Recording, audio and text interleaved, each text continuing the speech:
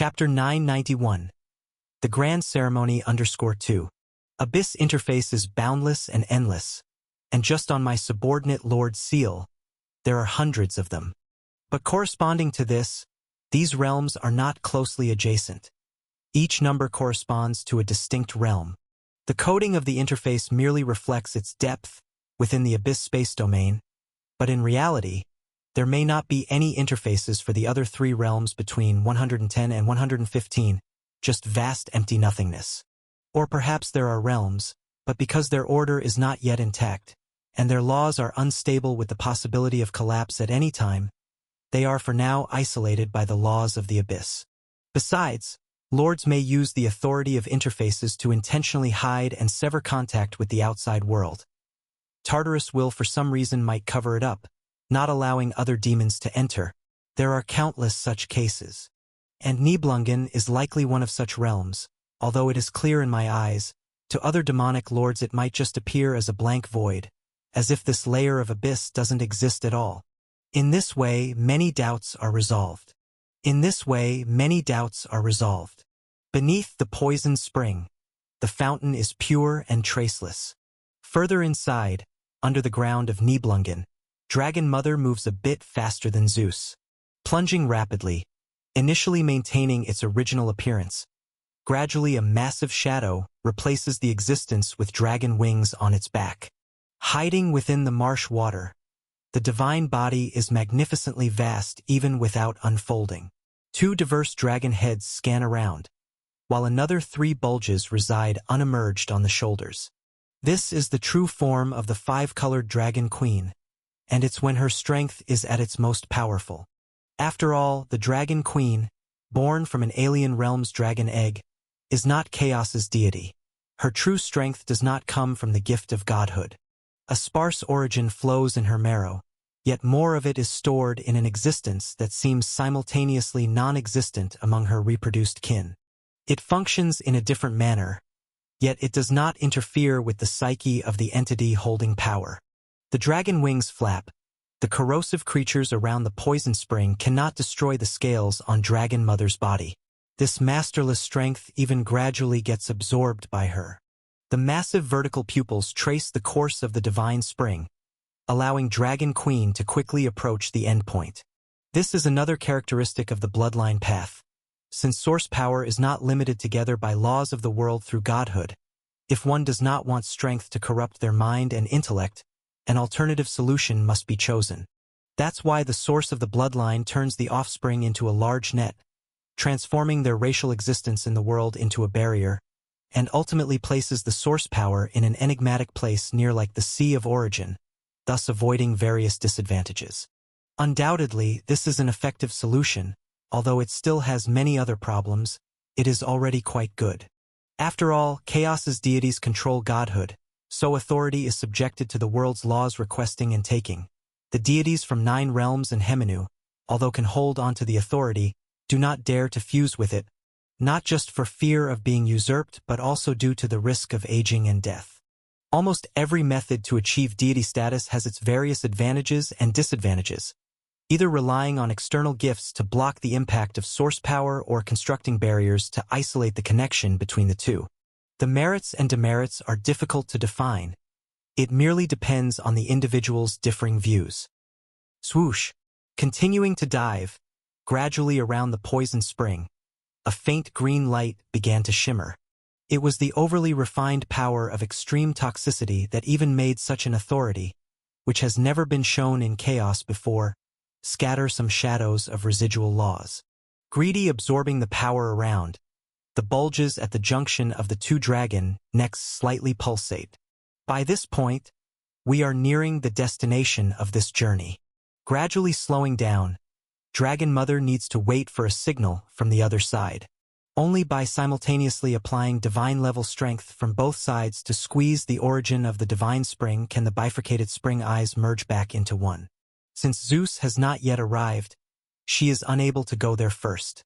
Therefore, silently waiting, the Dragon Mother can only wander around the bottom of the fountain. However, as time slowly passes, not only a hint of hesitation flickers across the massive dragon head's pupils. On one hand, it's naturally because of Zeus. One would think that even if he was slow, he should have arrived much earlier. He shouldn't be delayed. Of course, this is not a big deal, just a matter of waiting a bit longer. But on the other hand, it made the dragon mother unable to ignore. What is that? The vertical pupil sparkles with golden light, still discernible even tens of thousands of feet underground. However, at the bottom of the poison spring, the dragon mother shockingly discovers something that should not be present here. It is a scale, a black scale armor stained with strands of blood. From its traces, it seems it was once pierced by an extremely terrifying strength. And that strength seems to be ever present, as if, even though the scale has long left the owner's body, it still could not escape its pursuit. It's just that too much time has passed, or perhaps this kind of strength has been erased by the laws of the abyss. In any case, inside the current poison spring, this scale no longer possesses the strength that once shattered it. Only the dragon mother, looking at this blood-stained black scale, feels a kind of familiarity from the depths of her heart. Nibelungen, bottom of the poison spring. As an abyss interface, this place certainly does not lack beings who can ignore the toxicity of the poison spring. Yet, strangely, I cannot sense any presence of powerful demons from this layer of the interface, not even a single subordinate lord. If this isn't a coincidence, then the only explanation is that this interface is actually a secret interface within Tartarus, not exposed to outsiders. A hint of solemnity flashes through the eyes the height of a person, and about this non-exposure matter, the dragon mother had speculated since she first entered this place. After all, it's understandable for a plane to lack a unified lord, but the current situation in Nibelungen seems too barren. Not to mention a subordinate lord with a seal. Along the way, the dragon mother even failed to see any demon characteristic of the local interface features. This is somewhat unreasonable. One should know that although the laws of the abyss are not yet fully formulated, and the creation of demons does not have a unified rule, in basically every major and minor layer, one can see the presence of crazed, bloodthirsty figures, merely differing in number and kind. So, if we rule out predictions of extremely low probability, then the only possibility is that this layer of the interface has not been opened up at all, and naturally no demons have been born here. The abyss interface is vast and endless. On my subordinate Lord Seal alone, there are no less than hundreds visible. However, corresponding to this, these layers are not situated close to each other. Each number has a corresponding layer. The numbering of the interfaces only reflects their depth within the abyss space domain, but in reality, it is very possible that between 110 and 115 there are no other three layers of interfaces, only vast expanses of void. Or perhaps there exist layers of interface, but because their order is not yet sound and the laws unstable with the possibility of getting annihilated at any moment, they are temporarily isolated by the laws of the abyss. Even besides this, lords may use the authority of the interface to hide it, severing contact with the outer world. The will of Tartarus for some reason covers it, not allowing other demons to enter. There are many such possibilities. And Nibelungen is very likely such a layer of interface. Although visible to my eyes, in other demon lords' eyes this place is likely just a vast void, essentially non-existent in this level of the abyss. Thus, many doubts have been resolved. Chapter 992. Celestial Changes. Sasa. The sound of wind rustling through the leaves echoed intermittently as the towering thunder god walked through the dense forest. Yen Greppel was fitted onto his hand, protecting his palm from the searing heat of Mjolnir's haft. A belt imbued with the authority of strength, wrapped tightly around his waist, further accentuated the majesty of this deity, whose divine power was unmatched. In the Asgard divine domain, if God King Odin was the king of all gods, combining the wisdom and cunning of a monarch, courage and might, fidelity and majesty, then Thor was the unparalleled warrior, the invincible vanguard. The serpent encircling Midgard could not stand against him. Even the Titans of Muspelheim were well acquainted with his illustrious name. The rainbow bridge connecting the 9 realms had once been unable to withstand his valor, reminiscent of Zeus's omniscience. Even without counting his formidable, divine artifacts, Thor's raw strength alone nearly overshadowed the 9 realms. Yet at this moment, walking along this woodland path, Thor's steps were heavy, an air of frustration and unease inexplicably weighing on his shoulders. Not long ago, he once again received his father's final decree. The king of the Aesir tribe, ruler of Asgard and even the 9 realms for tens of thousands of years, remained unwavering in his decision. As with the countless millennia past, he firmly believed in the prophecy, trusting in the inevitability of fate, the end heralded by the twilight of the gods, though this was far from an expression of timidity or abandon. In fact, quite the opposite. He too possessed the courage to confront the day of dusk head-on, even if all his efforts were predestined to amount to naught. There was inherently nothing wrong with this belief. Even Thor himself endorsed such an approach.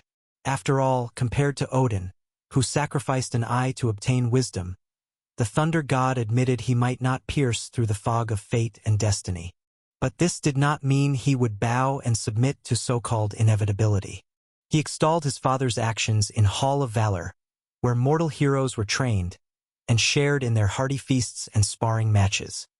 He had once boasted confidently before all gods that he would smash fate's chest with his hammer and, alongside his father's indomitable, divine lance, triumph over the inevitable dusk. Concerning the final battle foretold by destiny, Thor had entertained countless ideas.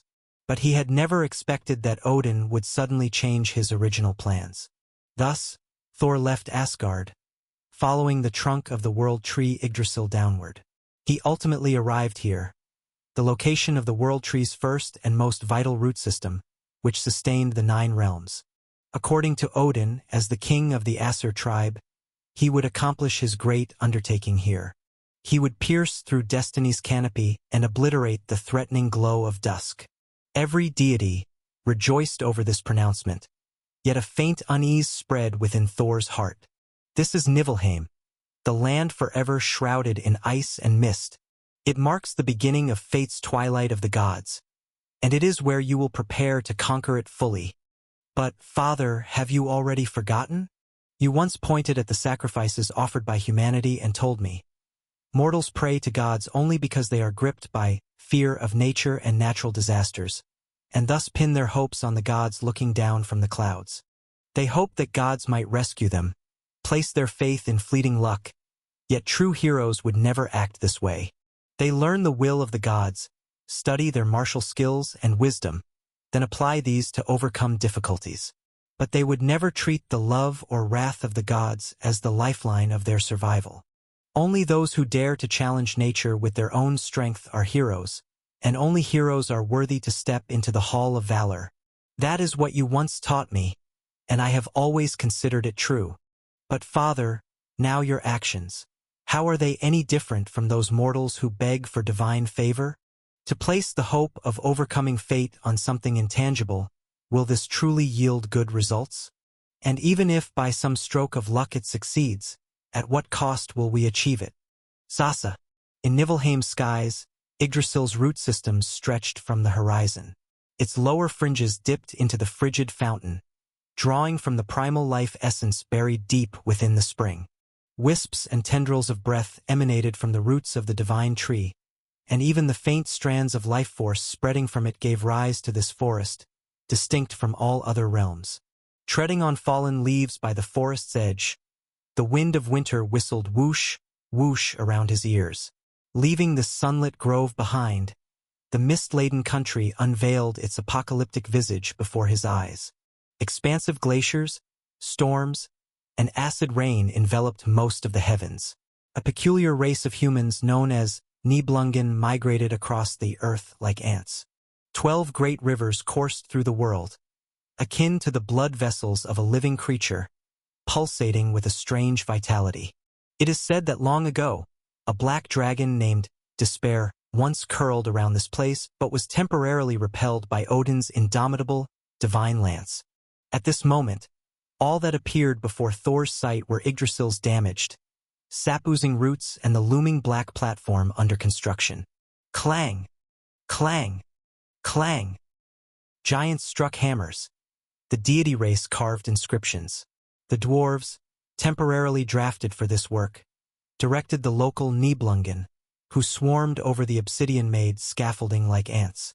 An endless flow of divine materials was transported here, used to construct this stage almost as vast as the root systems of the divine wood. Staring at the bustling scene before him, Thor found himself reminded of the days when the walls of Asgard were built. Yet, compared to the defensive walls erected to fend off the Vanir, this place exuded greater solemnity and grandeur. "Thor, what's this? Are you again troubled by His Majesty's orders?" Sif. A subtle shift in expression eased a fraction of the worry etched in his brows and eyes. The thunder god tilted his head slightly, his gaze catching sight of a golden-haired goddess slowly approaching. She was Thor's wife, the goddess of plowing and harvest. Her long, waist-length golden hair had been renowned in the world until it was irreversibly marred by one of Loki's schemes. "I suppose, Sif, you know how I've always harbored doubts about my father's orders. Using sacrifices to the world to delay the approach of the day of dusk. It sounds feasible, but I can't help but feel this doesn't align with the style of the deity race." While claiming it was out of style was a pretense, the unease in his heart was undeniably real. Recently, after Odin returned from an excursion, the king who had ruled the Nine Realms for ages underwent a drastic change. He not only transitioned from composed and steady to radically aggressive but also displayed new streaks of cruelty within his character. Standing here, Thor stared at the altar under construction. Countless living beings swarmed its surface like ants, with others falling off it constantly, either slipping and plummeting down or being struck to death by debris dislodged by the giant's blows. Chapter 993, Celestial Changes _2. If it were in the past, such behavior would have been quickly stopped by the Divine King, yet now Odin remains indifferent to it. Some people believe there's nothing wrong with this. After all, the one-eyed king of all gods has always been a decisive warrior. Nowadays, becoming colder in order to address the inevitable prophecy of the twilight of the gods seems justifiable. But Thor does not share this view. Odin isn't that sort of person, and even more so, his father has never been that kind of person. Moreover, what Thor hasn't voiced is that his mother, Frigg, the queen of gods, who was closest to his father, has not made an appearance for a long time. He went to seek her out and only discovered upon arriving at her chambers that she, too, has not returned for a considerable time. One matter after another, one detail after another, it all seemed fine. Yet Thor could not help but feel increasingly uneasy deep in his heart. He once went to question Odin directly but found nothing wrong. Aside from a slight change in personality, their father-son interactions were as they've always been. Be it the distinct authority Odin holds or the secrets only they two know, Odin answered Thor fluently without hesitation. In an instant, Thor's original speculation was completely overturned. And when he went to find Loki, this further proved that his prior doubts were baseless. The schemes and troubles within the Nine Realms could arguably be traced back halfway to this sly trickster, so if even Loki wasn't involved, then there was likely no problem. Sigh, forget it. Perhaps it's just that I never truly understood my father. Let's leave this topic aside for now. Sif, do you have something to tell me? Shaking his head slightly, Thor dismissed the thoughts in his mind and turned to his wife with a question. Sif was not like him. When it came to the command of the king of Asgard, apart from only a few individuals like Thor in the deity race, no one dared to disregard such orders. Thus, aside from him, everyone else was now preoccupied with the forging of the altar, including Sif. "It's not me. His Majesty has something to discuss with you." Slightly shaking her head, the golden-haired goddess chuckled softly. After all, Thor was usually courageous and unyielding, rarely showing such a troubled expression. But perhaps he was simply overthinking due to care and concern. Could His Majesty the God King truly have any issues? He was the nominal ruler of the Nine Realms, the king of all gods, holder of the divine lance Gungnir. No one in the Nine Realms was his match in every sense. His Majesty said that if you are unwilling to build the altar here, that's fine, considering that you're not particularly skilled at such matters. However, you still need to do something. Weren't you curious about where Frigg, Her Majesty the Queen, had gone? Since you currently have no task to fulfill, why not go seek her out? Throughout the 9 realms, she is perhaps the only one capable of keeping you in line.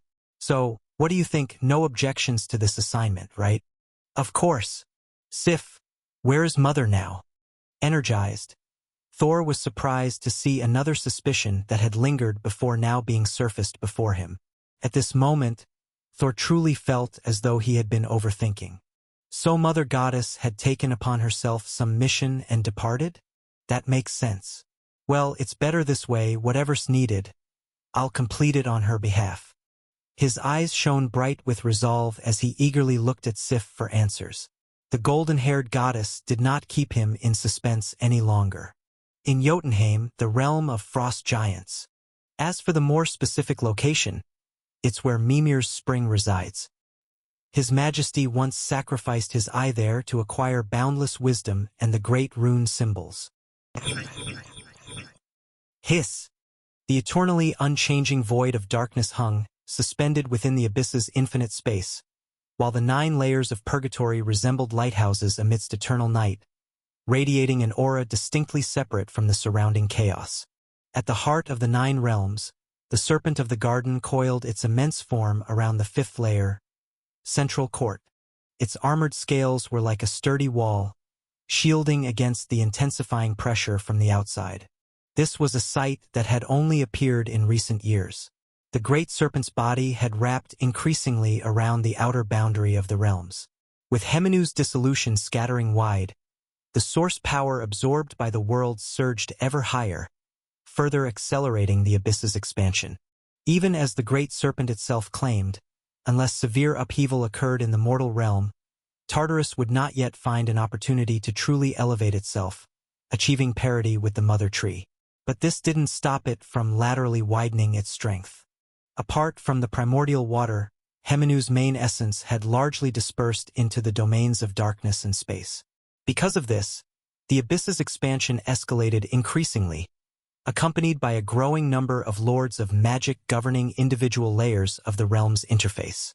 Under these circumstances, unless the Great Serpent opted to temporarily sacrifice Nodahill's demon power conversion rate, using it solely as foundational support for reinforcing the protective barrier of the interface, the serpent had no choice but to personally bolster its defenses. Such days had already stretched on for an extended period since the abyss's chronology moved faster than the external world, yet the great serpent seemingly paid no excessive regard. After all, once Hemenu's remnants fully merged into the cosmos, it should possess sufficient strength to withstand abyss's pressures. However, on this particular day, within the void devoid of light, a pair of blazing eyes slowly opened.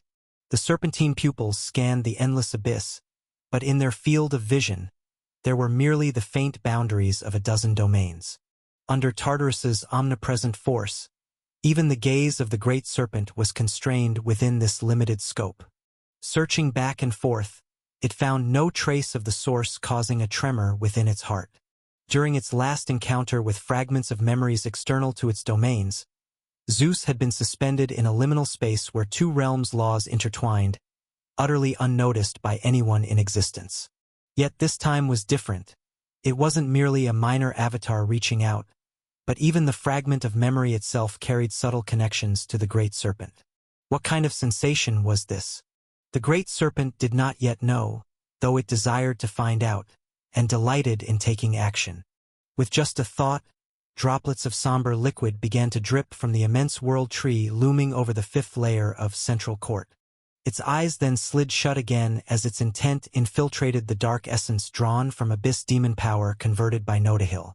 Shortly thereafter, a humanoid figure with the lower body of a snake and 8 arms emerged from within, appearing as though conjured out of thin air. Though its soul could not endure the abyss will's test and become a lord subordinate to the great serpent, it seemed in all other senses to be an exceedingly real 8-armed snake demon. Hiss! The primary consciousness shifted away, leaving the coiled world-encircling body to drift into silence. The 8-armed snake demon opened its eyes and then appeared at the boundary between the abyss and hell. Chapter 994. Eye of God. Out for a festival tomorrow. Delayed. Most of the demons currently existing in the abyss originate from the dissolution of the first-generation demon gods, with a few stemming from successors who rose later, and among them, the snake demon belongs to the latter. Although it is unknown which deity's shattered origin initially birthed the snake demon, or whether it is directly related to Yemengade, the serpent of the garden from the 9 realms. Nevertheless, this type of demon is indeed well suited to the environment of Tartarus, taking root everywhere in the chaotic abyss, much like the flame demons.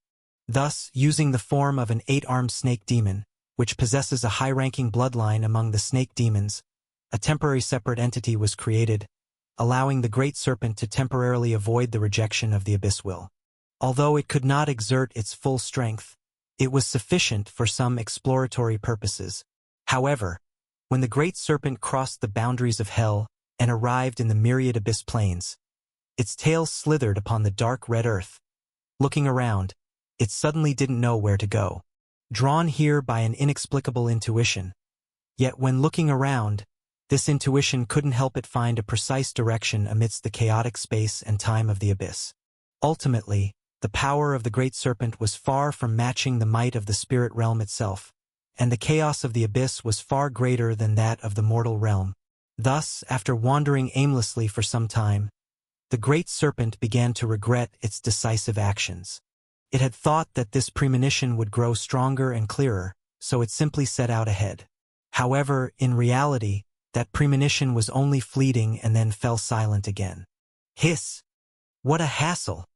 With a sharp swoosh, the 8-armed snake demon easily killed a demon that was fleeing in panic. A flash of malice crossed its eyes. Though the intuition had disappeared, since it had already come out, it should do something before going back. The aura of the abyss was as dense as ever, and the myriad abyss planes continued to expand. Thoughts arising, the 8-armed snake demon began to contemplate its targets. Maybe start with the pursuers of this foolish demon? It's rather curious, since when did they also begin to flee? Swish! Its head raised, the 8-armed snake demon looked toward the location of the demon it had just come across. There, the aura of molten fire suddenly rose, likely the presence of a demigod-level flame demon. However, this was nothing special and not the reason for the previous demon's flight. What truly caught the snake demon's attention was, not far from that flame demon, a weak figure emitting 2 divine-level auras. An order starkly different from the abyss emanated from her, seeming like a bait. Her enemies seemed to realize this too, hence, they let their subordinates pursue on their behalf. This is an elf from the interstices of Underworld and Mortal Realm, a race mimicked by Erebus based on the dark elves from Svartalfheim. How come they are here? The snake demon was greatly surprised, but soon a deeper meaning flashed through its eyes. If it were just a mere elf appearing here, there could be various reasons. But an elf possessing 2 divine-level auras was a completely different matter. Though the mysterious intuition had faded, the great serpent had now stumbled upon another matter worthy of its attention. One of the auras was not worth mentioning, but the other one seemed somewhat like Zeus from Mount Olympus, used as cannon fodder and a discarded pawn to infiltrate the abyss, This indeed fits Zeus' style very well. Plus, considering our past conflicts. So, he actually came for me? Though there hadn't been a chance to ask yet, just from a glance, the great serpent had already guessed a lot. The secretly infiltrating Zeus, what was he intending to do? Was it to forge alliances to overthrow the spirit realm? Or to clear out this repeatedly troublesome adversary by starting with the easier task first? No matter what it is, but to enter someone else's home without first visiting the host, that is extremely rude. However, as one of the co-rulers of the Abyss Hell, I still generously forgive you. After all, you can rudely skip visiting me, the host, but I cannot avoid warmly entertaining you, the guest. As the Lord of Hell, I am very reasonable. So, back to the point, my dearest divine king, where exactly have you gone now? Hehehe. The malice in the smile was almost unmistakable. The 8-armed snake demon moved towards the location where the power of melted fire had erupted. Once it successfully plays the hero to save the beauty, the Dark Elves should also be more than willing to hand over everything they know in their souls to their lifesaver. Wherever you are, Zeus, Just remember to wait for me.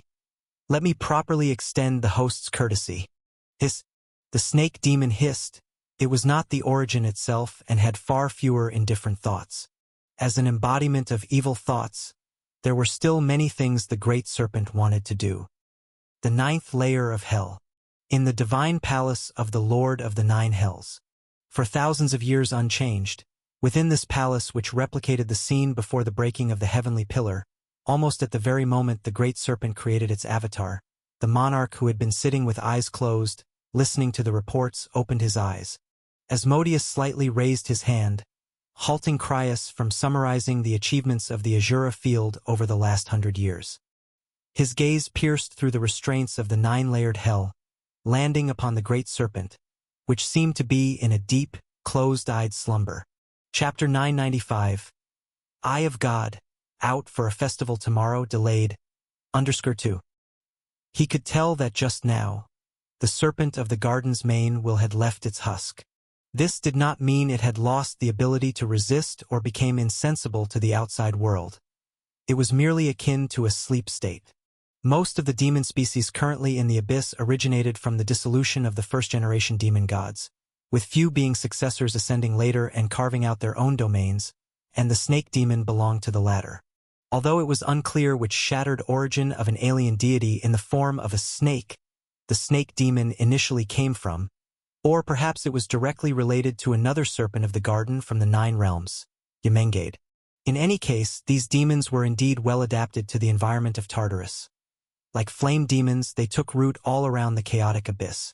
Therefore, as a high-blooded, eight-armed snake demon within the snake demons, it temporarily created a segmentation to bypass the abyss will's exclusion. Even though it couldn't act with full force, such was enough for exploration. However, when the great serpent crossed hell's boundary into the myriad abyss planes, its tail slithering across the dark red earth, looking around, the great serpent didn't know where to go for a moment. It came here due to a mysterious feeling, but looking around, this feeling couldn't help it find a precise direction amidst the chaotic space-time of the abyss. After all, the great serpent's strength paled in comparison to the spirit realm's entity, and the chaos of the abyss was far greater than that of the mortal realm. Thus, after aimlessly wandering without direction for a while, the great serpent regretted its decisive action. It had assumed that the subtle induction would grow stronger and clearer, so it just needed to set off first. However, in reality, this premonition was just a fleeting moment and then it quieted down without any further signs. Hiss! What a hassle! Hiss! A sharp blade flashed, and the eight-armed snake demon casually killed a devil that was scurrying away in panic. A hint of malice flickered in its eyes. Although the induction was gone, since it had come out, it should do something before returning. The breath of the abyss was as thick as ever, and the myriad abyss planes were expanding. With these thoughts, the eight-armed snake demon began to ponder its next target. Maybe start with the foolish devil's pursuer? After all, it was interesting. Since when did they learn to flee? Swoosh! Lifting its head, the eight-armed demon holding sharp blades looked towards the direction from where the devil had come. There, the aura of molten fire suddenly surged, indicating the presence of a demigod-level flame demon. However, that was nothing special and not the reason why the previous demon was fleeing. What truly caught the snake demon's attention was a faint figure not far from the flame demon, exuding two divine-level auras. An unfamiliar odor emanated from her, suggesting a bait. It seemed her enemies also realized this and had their minions pursue her instead. This is an elf from between the underworld and mortal realm, imitated by Erebus from the dark elves of Svartalfheim. What are they doing here? The snake demon was quite surprised, but soon a profound meaning flashed in its eyes.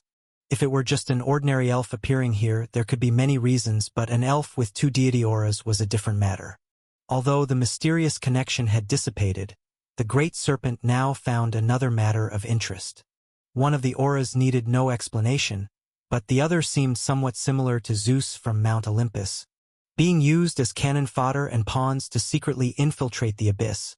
Not bad. This certainly fits Zeus's style. And adding my previous conflict with him, so it seems, He's actually here for me.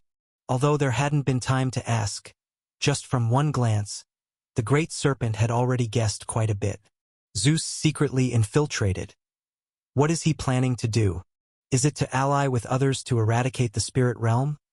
Or to start with the easy tasks before moving on to the harder ones, wanting to sweep away this opponent that keeps causing trouble?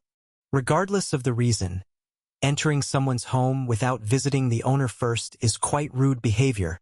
Of course, as a co-ruler of the Abyss Hell, I am magnanimous enough to forgive you. After all, you may rudely not visit me, the host, but I cannot refuse to warmly receive you, the guest. Being the Lord of Hell, I am quite reasonable. So, back to the matter at hand, my dearest divine king, where exactly have you gone now? He. The malice in the smile was barely concealed, as the 8-armed snake demon slithered towards the place where the power of molten fire had erupted. Once it succeeds in its heroic rescue, the Dark Elves will likely be more than happy to hand over everything they know within their souls to their lifesaver. No matter where you are, Zeus, you must remember to wait for me, so that I can properly extend the appropriate hospitality.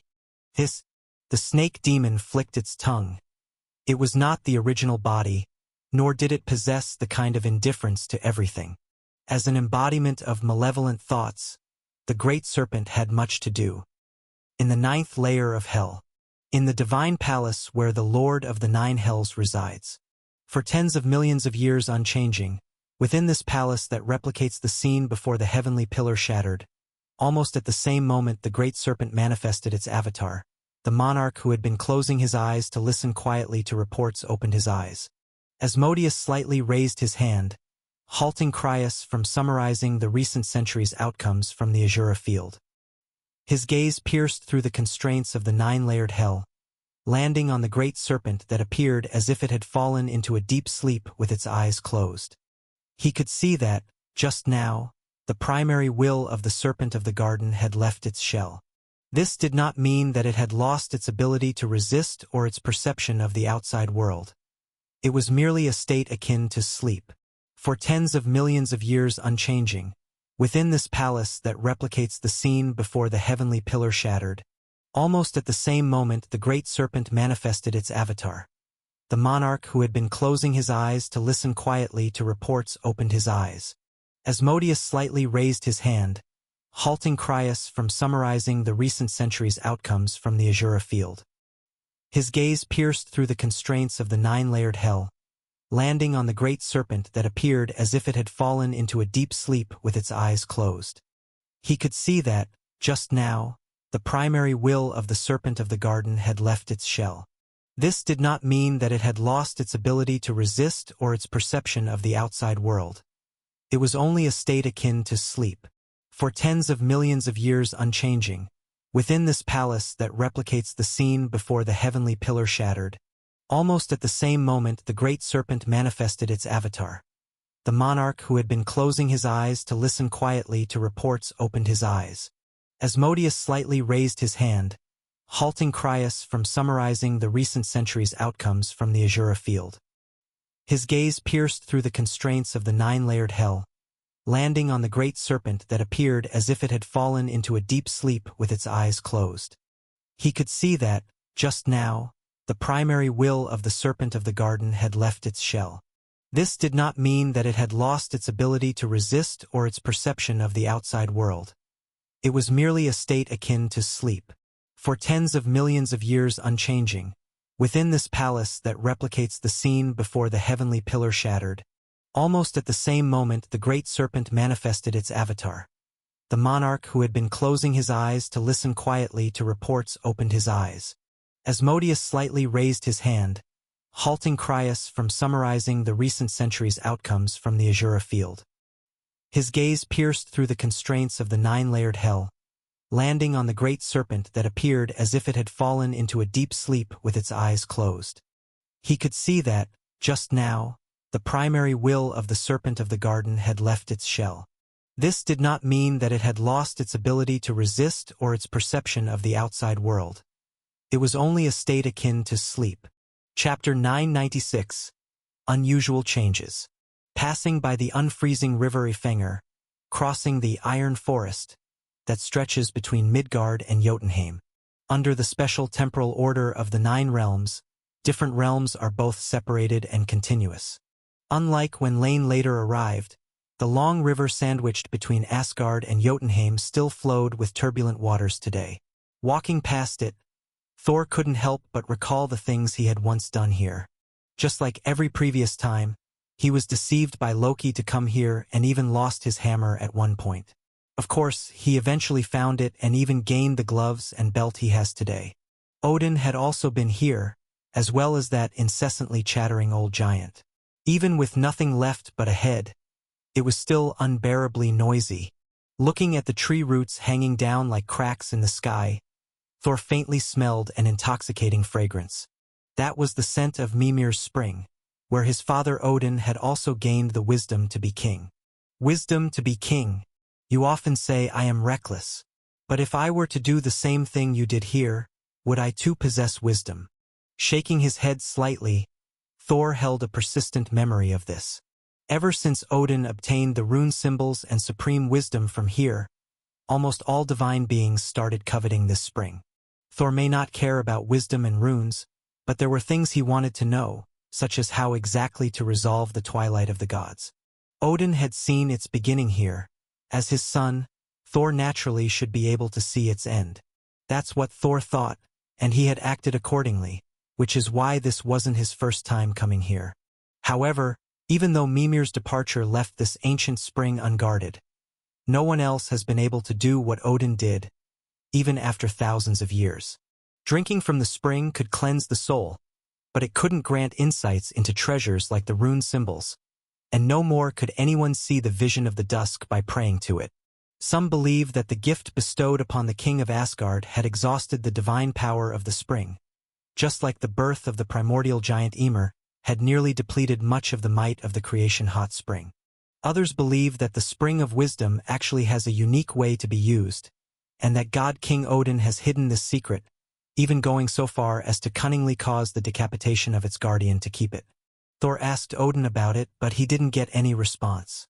That day, the one-eyed God King only solemnly warned him.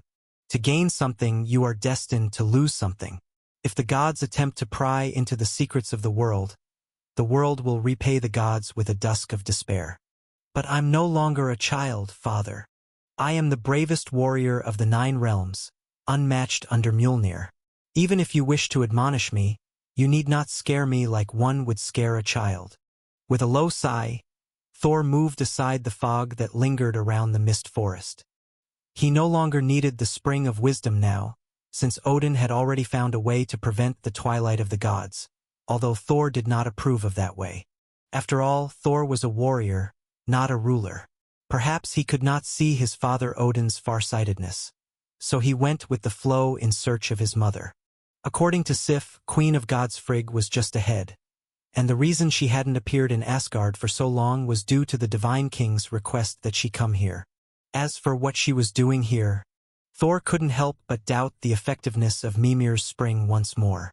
Perhaps, threatened by the twilight of the gods, Odin ultimately turned his gaze back to the spring of wisdom. Having glimpsed catastrophe here, he sought answers once more. It was Heavenly Empress Frigg who had learned the true way to use the spring of wisdom from his mouth, just as she was the only one qualified to sit upon Odin's throne. Ha! Wisdom of kings. Step by step, Thor moved through the shrubs of the mist forest. Soon, as the last of the obstructions cleared, the ancient spring pool appeared before the thunder god. A small lake in the middle of a clearing, with clear waters rolling ceaselessly. At its center was a spring gushing forth pure spring water, and the light shining down created a faint golden mist rising into the air. Above the spring pool, a massive root hanging from above gently swayed. The rising mist was drawn by it, constantly nourishing the waters of the divine spring. Passing by the unfreezing river Ifengr, crossing the Iron Forest that stretches between Midgard and Jotunheim. Under the special temporal order of the 9 realms, different realms are both separated and continuous.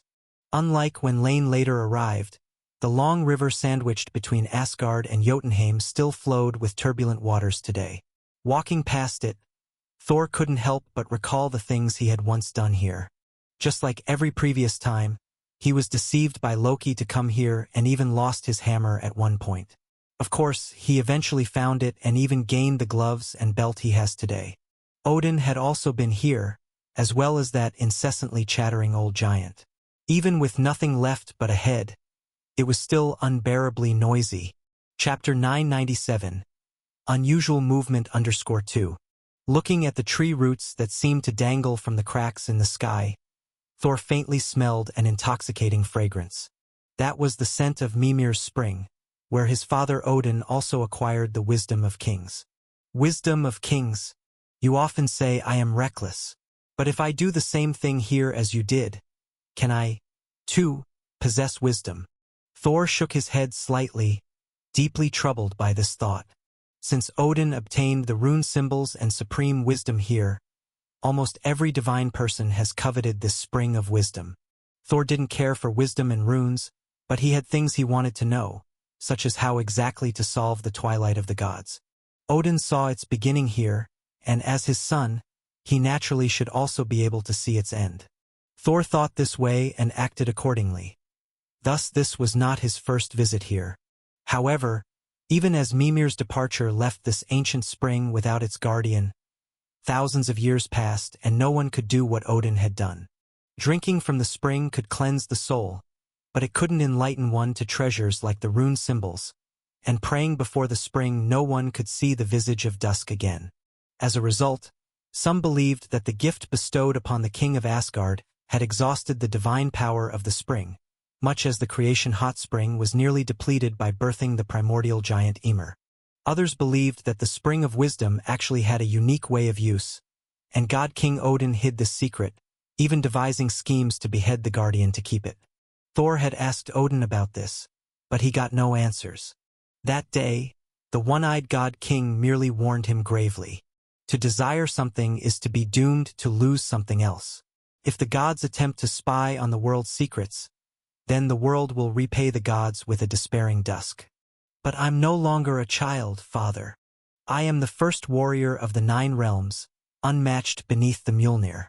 Even if you wish to caution me, there's no need to use such a way to scare a child. Sighing softly, Thor reached out to disperse the mist that lingered around the mist forest. Now he no longer needed the spring of wisdom, for Odin had found a way to stop the Twilight of the Gods, although Thor didn't approve of it. At the end of the day, Thor is still a warrior, not a ruler. Perhaps he couldn't see the vision of Odin, so he simply went with the flow to find his mother.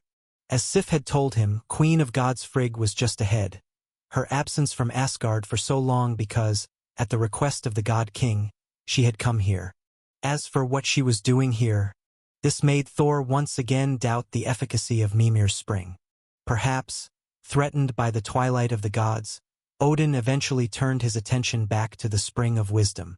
He had glimpsed disaster here, so he sought answers once more. Heavenly Empress Frigg obtained the true method of using the spring of wisdom from him, just as she was the only one worthy to sit on Odin's throne. Ha! Wisdom of kings. Step by step, Thor walked past the bushes of the mist forest. Soon, as the last obstruction cleared, the ancient spring pool appeared before the eyes of the thunder god. A small lake lay in the middle of a clearing, with clear water bubbling ceaselessly. In its center, a spring eye gushed forth pure water, and the light cast down, steam of pale golden mist rising and floating up into the air. At the top of the spring pool, a huge root dangled from above, gently swaying. The rising steam was attracted by it, and the water from the divine spring nourished the divine wood that pierced through the 9 realms, endowing it with endless vitality and strength. Without paying much attention, even though the scene before him was indeed a rare beauty, the thunder god had been there more than once before.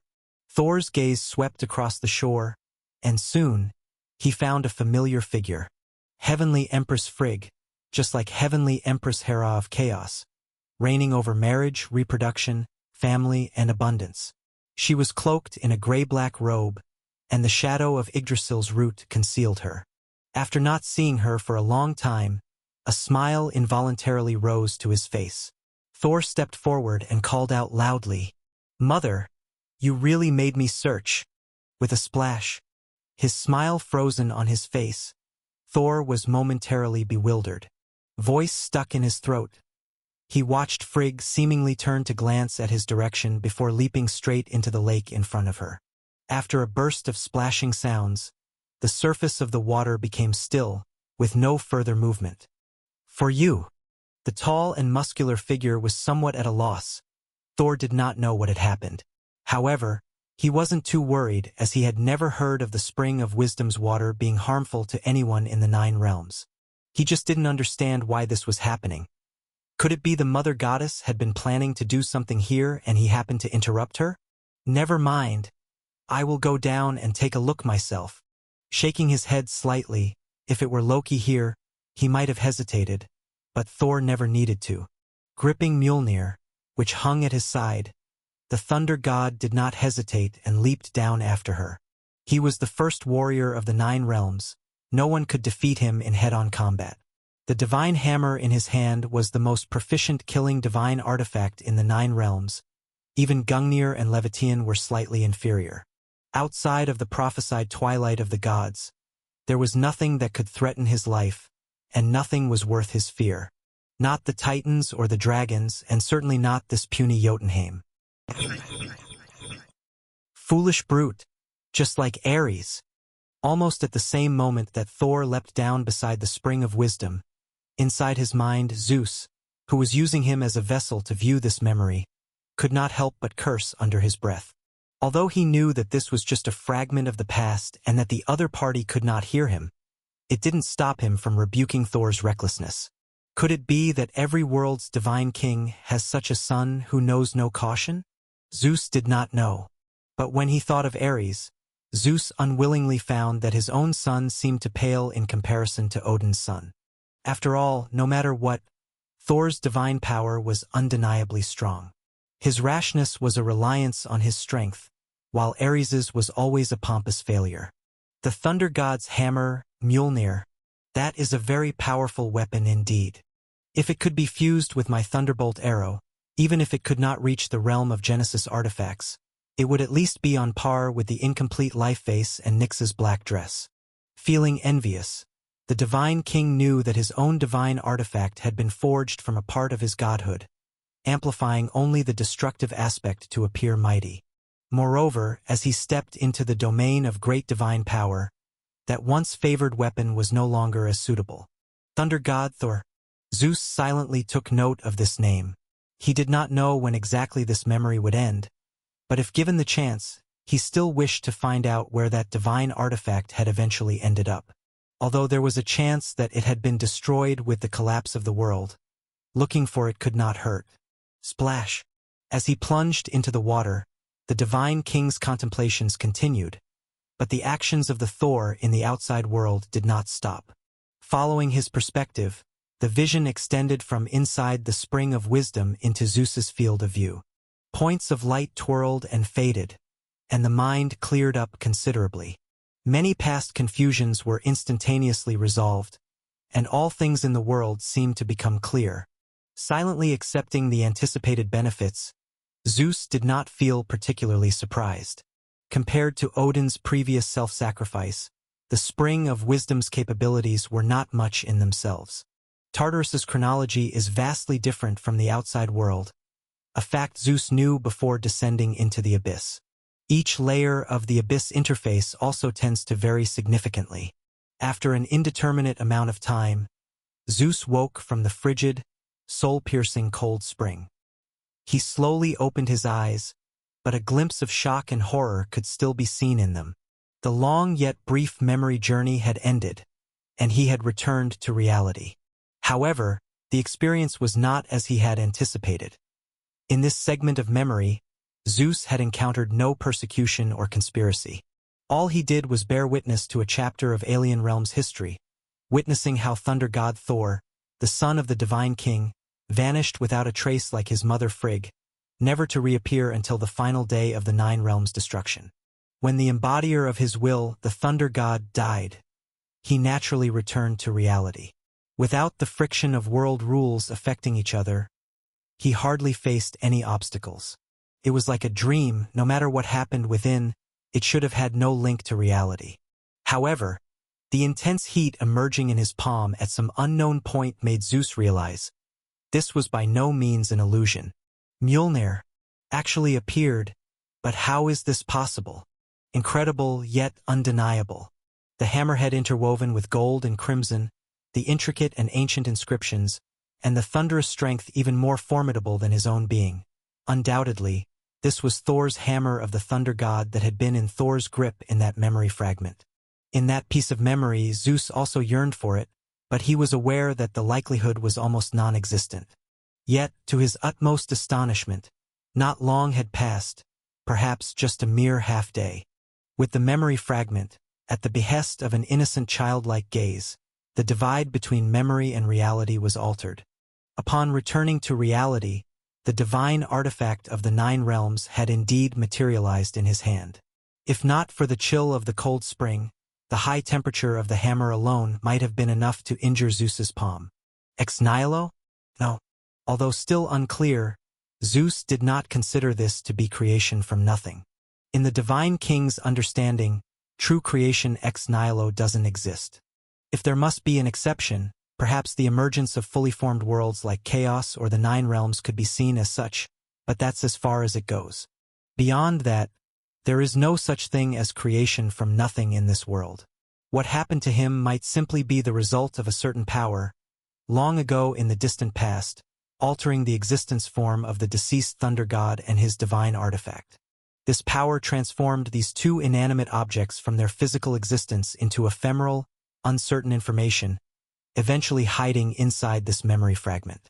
Such grandeur and inconceivability, achieving the creation of Eye of Odin, altering Odin's way of thinking, and even destroying the entire 9 realms. Zeus was not certain of the last point, but at least the first 2 were highly probable. He had suspected as much earlier, after all, based on various records he had found in Asgard. The previous monarch who ruled Asgard seemed inconsistent with the one he had met during the ceremony of sovereign power. Initially, Zeus did not overthink it, attributing it to the divine king's basic tactic of being two-faced. But now it seems that this might not be the case. Perhaps Odin, when arranging that so-called contingency in Asgard, was already under an invisible influence, one that not even he was aware of in himself. Like that so-called Eye of Odin, Zeus was certain that there were overlooked issues hidden beneath that seemingly naive and youthful consciousness, issues that the newborn consciousness itself hadn't realized either. It simply stumbled through a bargain with Zeus, prematurely offering Mjolnir as a down payment, not even knowing to exact a guarantee from Zeus. Facing its request, the divine king, unaware of the situation, naturally did not rashly refuse. After skirting around in artful language without leaving behind anything that could be termed a promise, Zeus essentially tried to probe the origin of the other party. Being able to communicate with him, this bystander, within memory, the Eye of Odin was undoubtedly also a living entity, much like the Odin who almost plotted against him before. Hence, he maintained a tightly wound vigilance, daring not to relax his guard in the slightest. Not until the reconstituted memory fragment reached its end and the divine king emerged from it did he finally breathe a sigh of relief. In the cold fountain, Zeus gazed at the Mjolnir in his hand. The memory fragment, like a spent force, no longer existed in his mind. But although the memory fragment was gone, Zeus could not guarantee that the Eye of Odin he had interacted with had disappeared as well.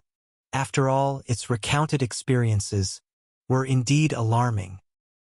An ultimate power gathered upon a long spear, locking in countless possibilities of space-time. Before its release, all cause and effect were pinned down. Unstoppable, it thrusted at the divine tree that supported the 9 realms, and before destruction ensued, the unfathomable will of the 9 realms finally descended. In instinctual fear, the Eye of Odin did not continue to observe. It frantically sought to escape, but it was trapped with no possibility of escape. Chapter 999, Awakening from Memory_2.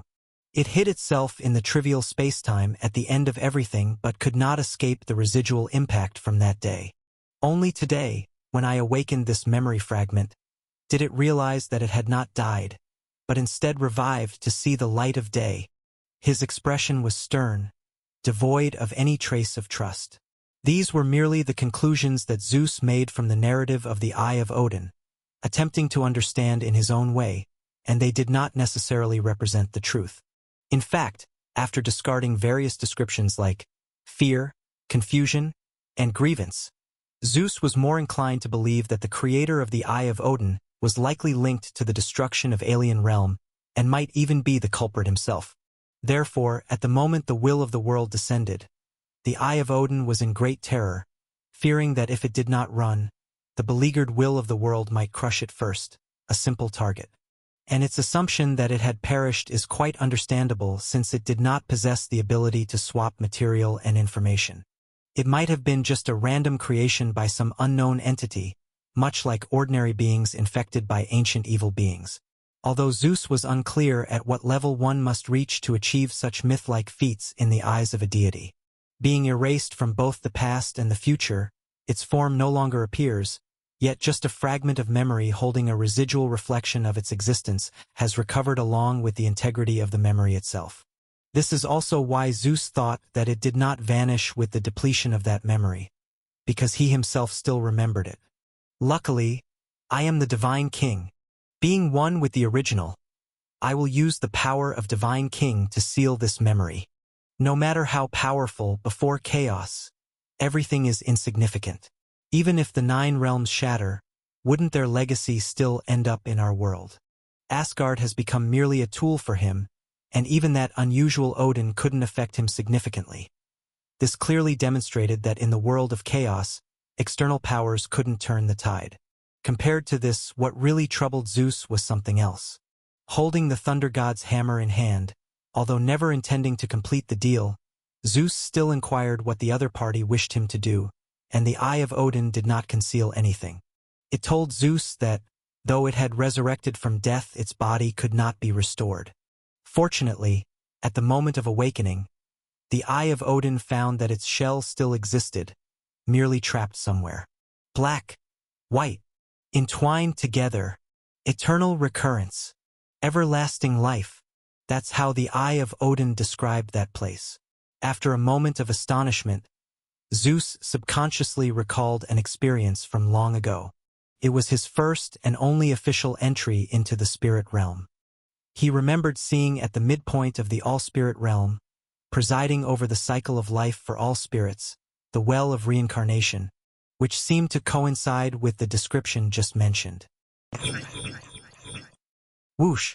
With a heavy heart, Zeus put away the thunder god's hammer. No matter the trouble that might follow, once he purified it with the power of God King, this accidentally acquired divine artifact would become his new aid. As for the specifics, he'd need to return to the Mount of the Gods and consult with his original self and experts in the field of divine artifact casting. Setting aside distractions, Zeus continued downward. This unexpected memory had already delayed him too long. The Dragon Mother had probably already arrived, just waiting for his arrival. Fortunately, it wasn't much further to the depths of the spring. Zeus immediately hastened his descent, simultaneously sensing the position of the Dragon Queen. Separated Poison Spring and Cold Spring here gradually intermingled yet remained distinctly clear. The essence of both was like a pair of special magnets, attracting when far apart yet repelling when too close. Brightness sparkled constantly in the Cold Spring, and after half a water clock hour, Zeus finally reached the bottom of the spring pool. However, to his surprise, he did not see the long-awaited Dragon Mother.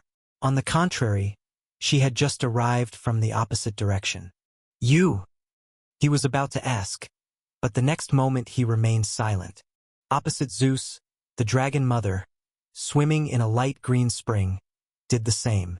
With her narrow eyes sizing up Zeus, it seemed that he too had gained something from the creation hot spring, but what he obtained could hardly compare to her own gains, for without the bloodline dating back to the alien realm and the memory of ancestries, she could never have uncovered such astonishing secrets.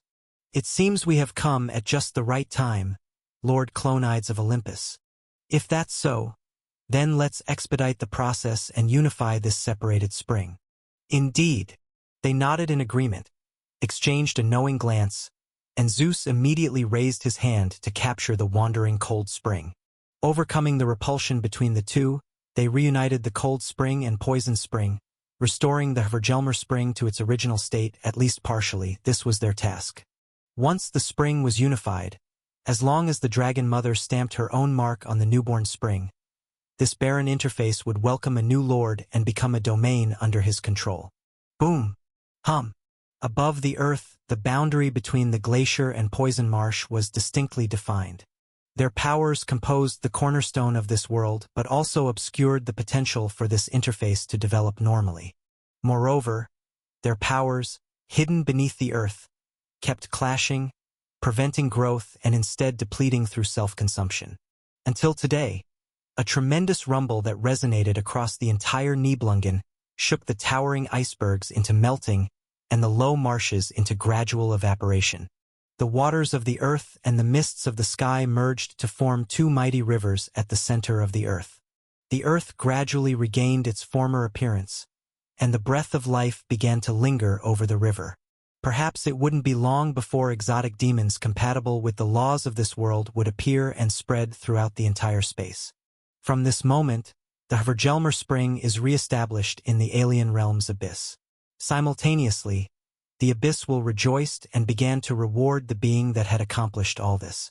Needless to say for the Dragon Mother, and the mark covering the scent left on Zeus began to take effect. At his initiative, the merits of the newly acquired divine spring were fully attributed to the Dragon Queen, and hence the new Lord Seal began to form and sublimate upon her. 1 moment, 2 moments, the power bestowed by the abyss was more than this. It was enough to transform and produce an abyssal demon lord. Under the Dragon Mother's will, it flowed into the blood-red dragon's head, adding a pair of curved horns akin to a demon's horns. Her bloodline subtly provided feedback that with the consumption of the heart of Flame Demon, she could officially commence the reproduction of the red dragon kind. Just right, Tartarus would be a suitable place for them, as, after all, their power included elements of the abyss, and this place never lacked molten lava and volcanoes. Sigh. Lady Dragon Mother, I have now completed our agreement. So next, shouldn't you? Of course. My lordly aura will shield the laws of this world from you, allowing all beings along the way to regard you as an abyss-native demon god, just as we initially agreed. The Dragon Mother slightly nodded, feeling the surging power within her body, and she didn't plan to trouble Zeus here. What she had gained was already enough. Only the final task was left. Zeus was no longer useful to her. Let him do his own thing. After he leaves, she would continue to sever all connections between Nibelungen and other abyssal layers. By then, no matter how much commotion he caused, it would have nothing to do with her. Chapter 1000 Envoys and Envoys. Without further complications, and after slightly adjusting to the brand new Abyss Lord mark, the Dragon Mother promptly updated the Lord Seal on Zeus. The interface power of the Nibelungen concealed the rules of the physical world. As long as Zeus does not use strength beyond the interface limit thereafter, the other lords of Tartarus would find it difficult to discern his true identity.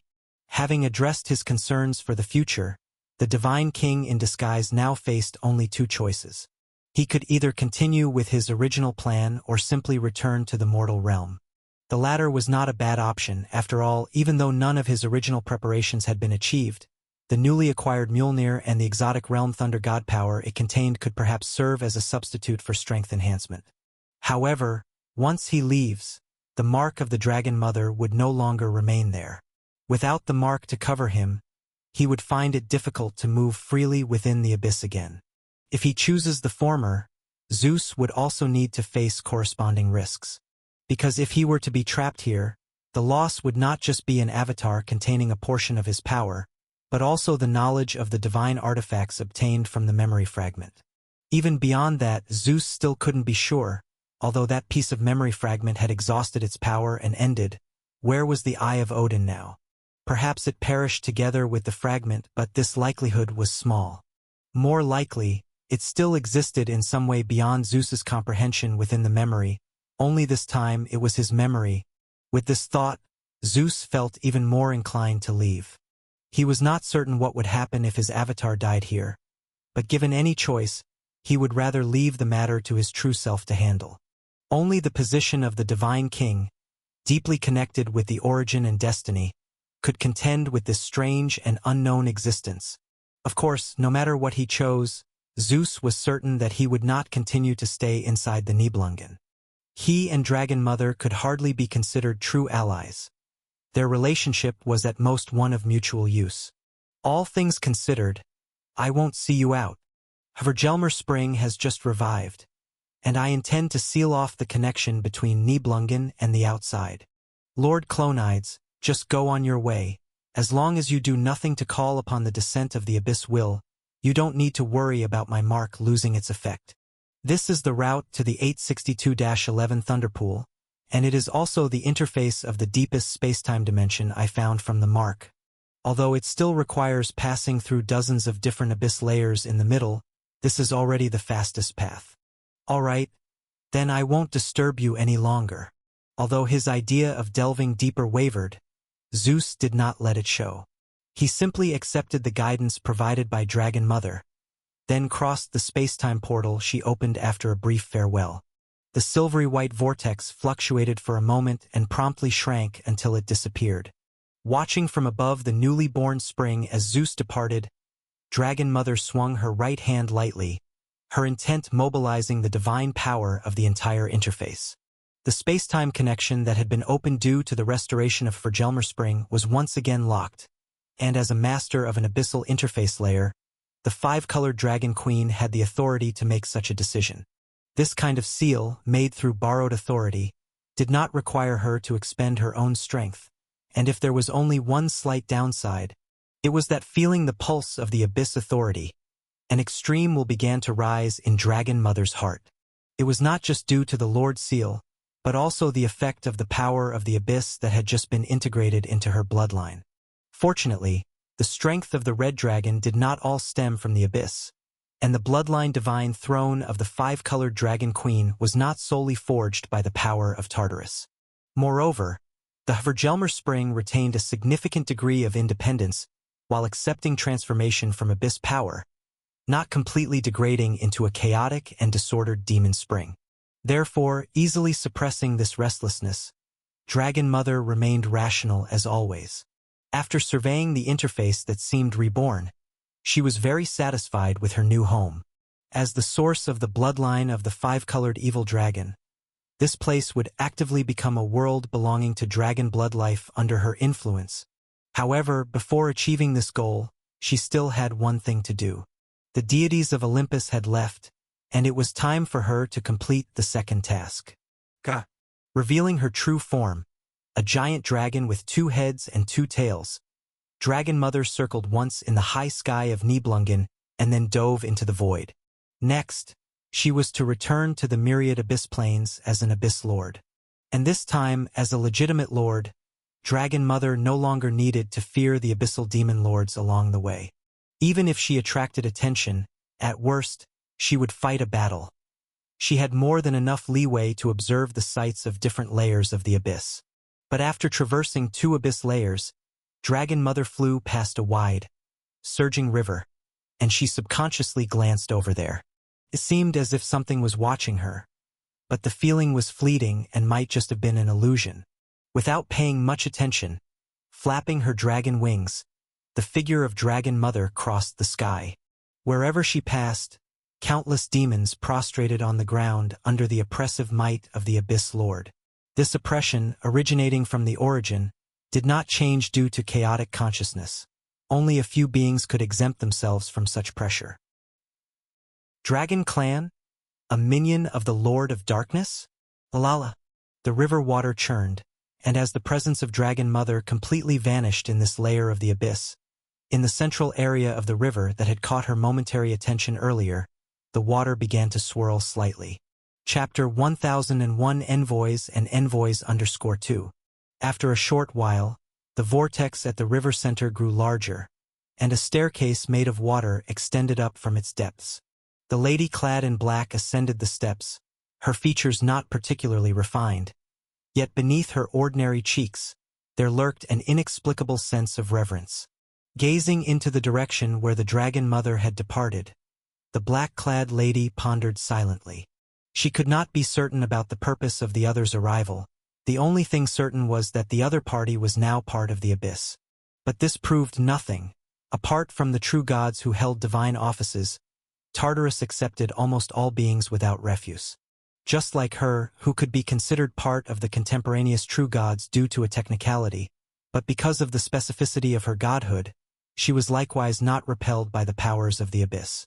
This most powerful of the primordial deities welcomed any being who embraced chaos. Of course, she had no intention of embracing chaos, and the departed dragon mother might not have such plans either. As the water churned beneath her feet, the black-clad lady no longer focused on the dragon mother's affairs. At this moment, she did not realize that she intended to seek a certain partnership as an envoy, similar to the other party who was also an envoy. Only that she came for herself, while the dragon mother came on behalf of the primordial deities behind her. The uninvited guest who suddenly interrupted has left. Let us continue our earlier discussion. I wonder, could you help me unravel my confusion? Her tone flat and unvarying, Styx turned her head toward the direction of the riverbank.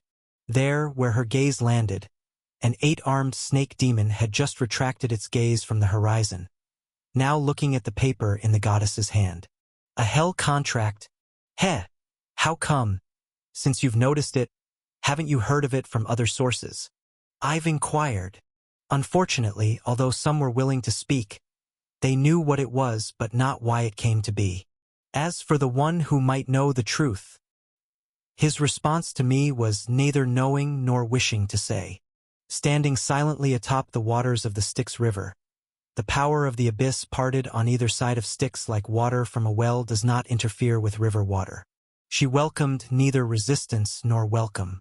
After all, as a realm born from the confluence of the 4 great primordial divine powers, the underworld's existence has never been completely biased towards any one side, which is why amongst the deities of the current world, netherworld gods suffer the least repulsion from the abyss. As for Styx, among the deities of the underworld, with her particular godhood, she is the most unique.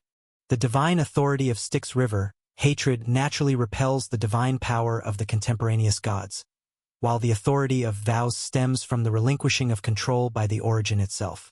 Thus, whether it is the mortal realm or the abyss, most parts of chaos would not refuse the presence of the eldest daughter of the god of the ocean, the Lord of Nether River who wields the power of the underworld. However, the corresponding format also means Styx was almost incapable of strengthening her power in any other way. Even the divine power born of faith would be completely consumed by her own strength. The only real way to increase her power was through witnessing vows with the strength of vows, and punishing those who break oaths with hatred. Initially, there was nothing wrong with this. After all, deities are undying, but most deities have innate limits. Styx, on the other hand, could constantly strengthen her powers with it, continuously expanding the origin of her godhood. However, all of this changed in the era fueled by faith and the influx from the origin of the otherworld, where the divine powers of the gods that should have been stagnant were continually rising, while for a long time there was no increase for Styx's power. The power of the Styx River was too domineering, so only deities could serve as witnesses to vows. There are few deities of chaos to begin with, and under the rule of Zeus, the divine king, the collective gods are further led to prefer having vows witnessed by the divine king himself. These circumstances piled up, leading to an impression that there was no longer any existential purpose. Until one whimsical day, Styx stumbled upon a contract that even ordinary mortals could use, and the existence hidden in the abyss behind it. You should know that the authority of deities is inviolable. Vows are the authority given to me by the world, not by you. So, do you intend to seize back your godhood by force? No. At first I did think so, but then I discovered that this hell contract doesn't seem to invade my domain. On the contrary, it appears to be a supplement. Because, although the contract is quite ingenious and complex, it has a flaw. That is, its strength is too weak, far from enough to bind an existence with divinity. There was no denial of this point because it was natural. Even as the origin of the devil contract, Notahil's true strength was never in any vows. The divine lance that once never missed witnessing, a vow holds a power more akin to causality. It can make the vows of anyone who swears upon it come true. The harder your vow is to keep, the more severe the price the swearer subconsciously pays. So, faced with the Nether River goddess who sought her out halfway, the great serpent made no comment and simply nodded. "You're right. So what exactly do you want to do?" "I want to sign a contract with the entity behind you, one that's beneficial for both of us." Scattered, these vows are just two ordinary godhood authorities, but if they could merge into one, the shortcomings of both could be compensated. As a complete divine authority, it could be placed under your hell, enhancing the overall strength of your realm. But as the actual user, only I could be the practitioner. And as the substantial controllers of a realm, you shouldn't mind such matters, should you? For the matter discussed today, Styx had already been secretly investigating for a long time. No one knew that this ancient god, who usually secluded herself in the underworld, was not quietly staying in the Styx River, but instead constantly traveling between the abyss and the mortal realm, collecting various kinds of information. Crius, the prisoner held in Tartarus, seems to now be a powerful lord in hell, proving that the ruler of hell presumably wouldn't mind sharing authority with others. Therefore, she proposed such an idea and eventually came knocking today. Hiss! It sounds attractive, but it is yet to be determined whether it's feasible or not. After all, you are still the Styx River of the underworld. No one knows whether the forces of the two realms would conflict or bring forth other issues. It was the first time that the Great Serpent had been approached for such a transaction, a bit to her surprise. But Styx was right.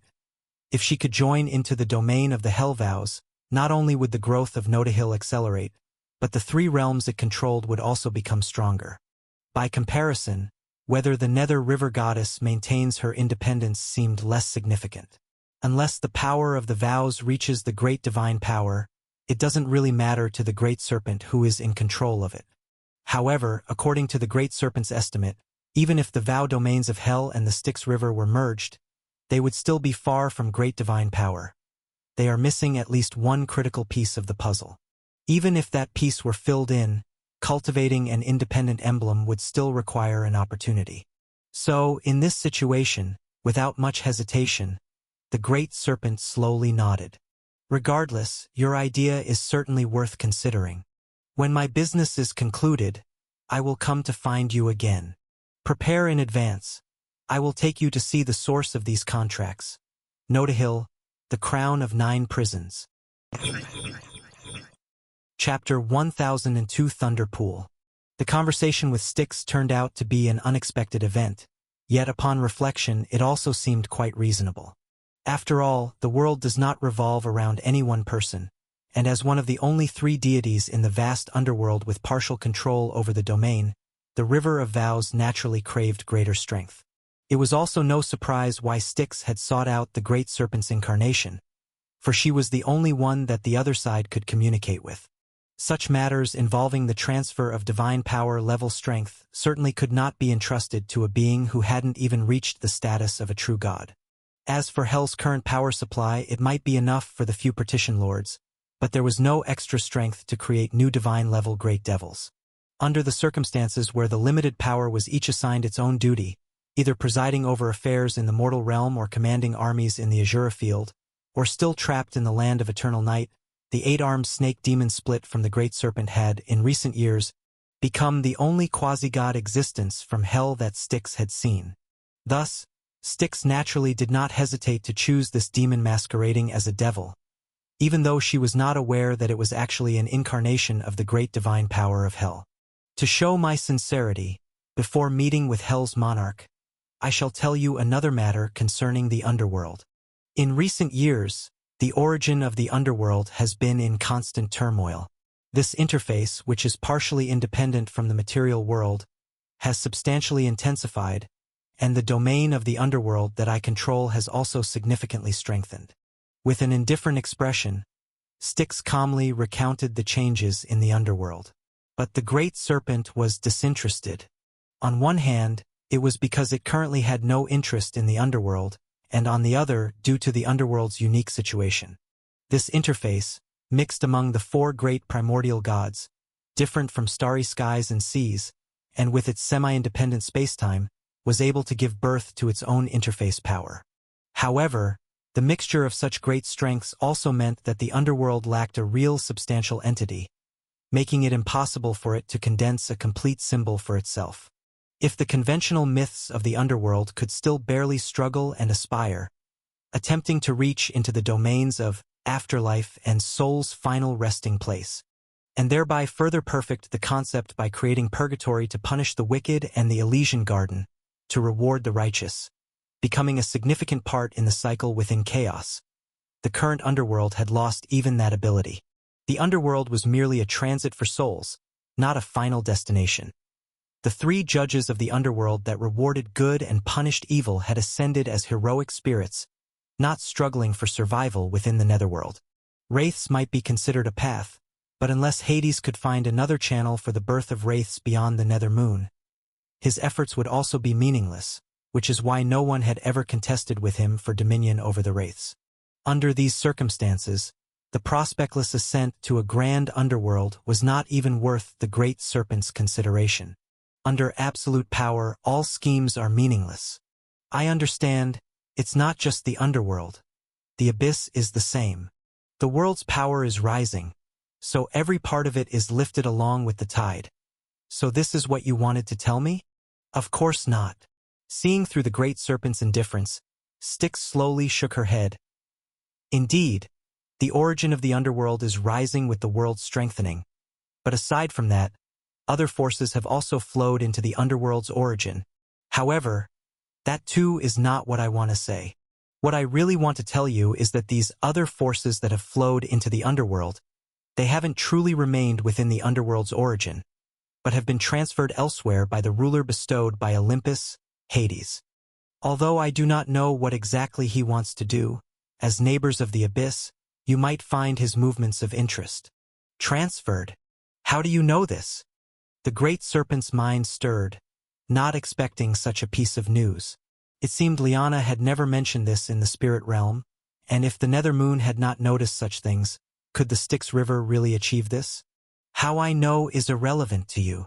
If the subsequent cooperation truly materializes, then it will not be too late to discuss the specifics.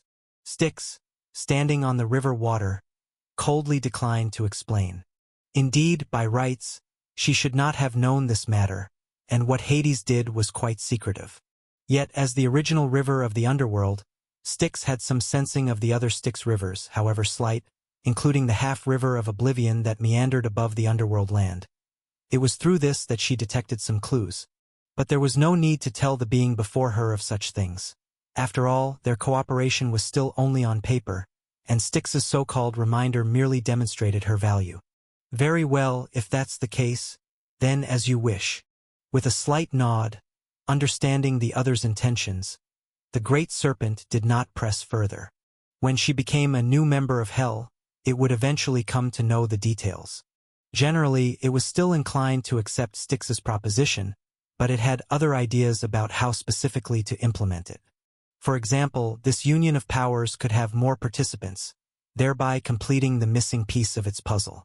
Additionally, considering the current relationship with Hades was relatively insignificant for it. So instead of focusing on Hades's minor activities, the great serpent was more interested in finding the incarnation of Zeus that had breached into the abyss. Chapter 1003 Thunder Pool, Undersaru. After a temporary separation from Styx, the great serpent told her to wait at the entrance of the myriad abyss plains while it had other matters to attend to. Continuing to delve into the heart of Tartarus, the great serpent had to admit that finding someone deliberately concealing their presence here, without guidance, was as difficult as looking for a needle in a haystack. Unless one held a very high authority within the abyss, it was impossible for anyone to find a specific existence amid the chaotic flow of time and space. Fortunately, the great serpent came prepared, and the dark elf found at the superficial layers of the abyss had contributed greatly. Zeus and Dragon Mother used the elf as bait to attract the attention of the demon gods, and the first step was to leave her something that contained enough of their own aura and strength. After all, considering the wisdom of the current abyssal demon lords, it was already quite impressive for the astute among them to distinguish between a decoy and the real thing, let alone use it as a medium to trace them. That's overly wishful thinking. Moreover, since they had already regarded these elves as good as dead, they naturally wouldn't be on guard, so although the great serpent couldn't pinpoint exactly where Zeus was, it was able to roughly discern his route. Descending further, contrasting with the known abyssal layers, a very distinct trajectory in its mind became increasingly clear. However, looking at the vague end of this pathway, the great serpent's expression became somewhat peculiar. If it wasn't mistaken, if one kept following this path, they might cross a realm called 862-11 Thunder Pool. The number 862 indicates that this layer is close to the bottom of the current abyss. Even though Tartarus is reputed to be endless, the actual dimensional layers with realms are far from infinite. At least for now, the bottomless abyss is somewhat a misnomer. Its bottom, though unfathomable to common folk, definitely exists objectively. Therefore, as a place approaching the core of the abyss, most of the ancient demon gods dwell in the depths below layers 800 to 900, such as the Shadow Demon Lord who was severely injured during the invasion of Hell but did not die completely, and the ancient Mother of Demons also residing in a nearby time-space layer. Of course, none of this is directly related to Thunder Pool, as neither of the aforementioned entities is in this layer of the abyss, and the thunderous environment is not to their liking. Even the Abyss Lord governing Thunder Pool isn't some ancient demon god, but rather an existence that has gradually risen to fame in recent years. No one knows what kind of demon it is, and those aware of its existence believe it might be a new demon born from the aggregation of chaotic source force. It is immensely strong and greedy, yet also possesses a level of cunning and ingenuity not found in many other abyss demons. So much so that within a few thousand years, it had become quite notorious in the lower levels of the abyss, and even the Great Serpent had heard its name. It is the same one that the Great Serpent had mentioned to Asmodeus not long ago, who claimed to have a monarch's bloodline, self-titled the Demon Prince, boasting they were destined to crush Hell and unify the abyss. Although its grand claims weren't taken seriously by the two lords of Hell, its existence had indeed entered their field of view. Zeus, Thunder Pool, Demon Prince. Do they share any connection? Or is this just coincidence? A playful look flashed in its eyes, and as the power of Tartarus surged, the Great Serpent found itself less familiar with the deep reaches of the abyss. So, without having seen it with its own eyes, it had not determined the true capabilities of this Demon Prince. But if Zeus came to the abyss specifically for it, that would be interesting. It's hard to say. I'm more inclined to believe that Zeus is here for Moya. After all, there's a fateful connection between them. In addition, the number 6 in current chaos, now associated with the birth of the first abyssal demon lord and Asmodeus, who effectively rules over 6 layers of hell, has become a symbol of evil and corruption. So Zeus's action in coming to the abyss may in itself be inevitable and alluring. SSSS. Forget it. It doesn't matter if you're here for them or not. For the sake of your great affairs in life, your uncle here will lend you a hand. With a light flick of its forked tongue, the Great Serpent hastened its pace. Not only for its own perverse pleasure, but in reality, as an embodiment of the malevolent aspect of spirituality. If it could enable the current divine king and the strength of the abyss to interact on some level, Tartarus' chaotic consciousness might temporarily forget its identity as the Lord of Hell and actively grant it some source power that would otherwise be indigestible. After all, the abyss and hell are indeed enemies, but if something can be gained from the present world, its significance to the abyss would be far greater than imagined. Given the current domain of Tartarus, excluding the horizontal accumulation of quantity, a qualitative transformation, even a minuscule one, has become as difficult as ascending to the heavens. So even if driven by instinct, it shouldn't mind the principle of brothers struggling within the walls, united against external insult. Though this saying seems a bit far-fetched here, let's go with it. Zeus, I've come for you. The things his true body had no interest in, that didn't mean the Great Serpent wasn't interested. In high spirits, An opportunity that was both beneficial and interesting was something it had never encountered since its birth. But the void resonated, and time and space twisted. Stepping into another dimensional gateway, Zeus traversed through the chaotic time and space. One more step, and he would reach the end of the map provided by the Dragon Mother. According to her, beyond this point lay the core of the abyss, and she could not extract the spatial-temporal coordinates from the Lord Seal. Unless she could conquer more than one layer of the abyss to become a mighty lord, comparable in strength to a god with the augmentation of domains, or personally embark on a journey to try finding a way to delve deeper. Initially, Zeus didn't really care much about this because at that time, he was already reluctant to continue exploring further within Tartarus. Whether the obscure attraction was good or bad, he was not clear, but what he had already obtained were tangible benefits. So, Zeus immediately chose to head home. However, what he thought was good in theory did not go as smoothly in practice.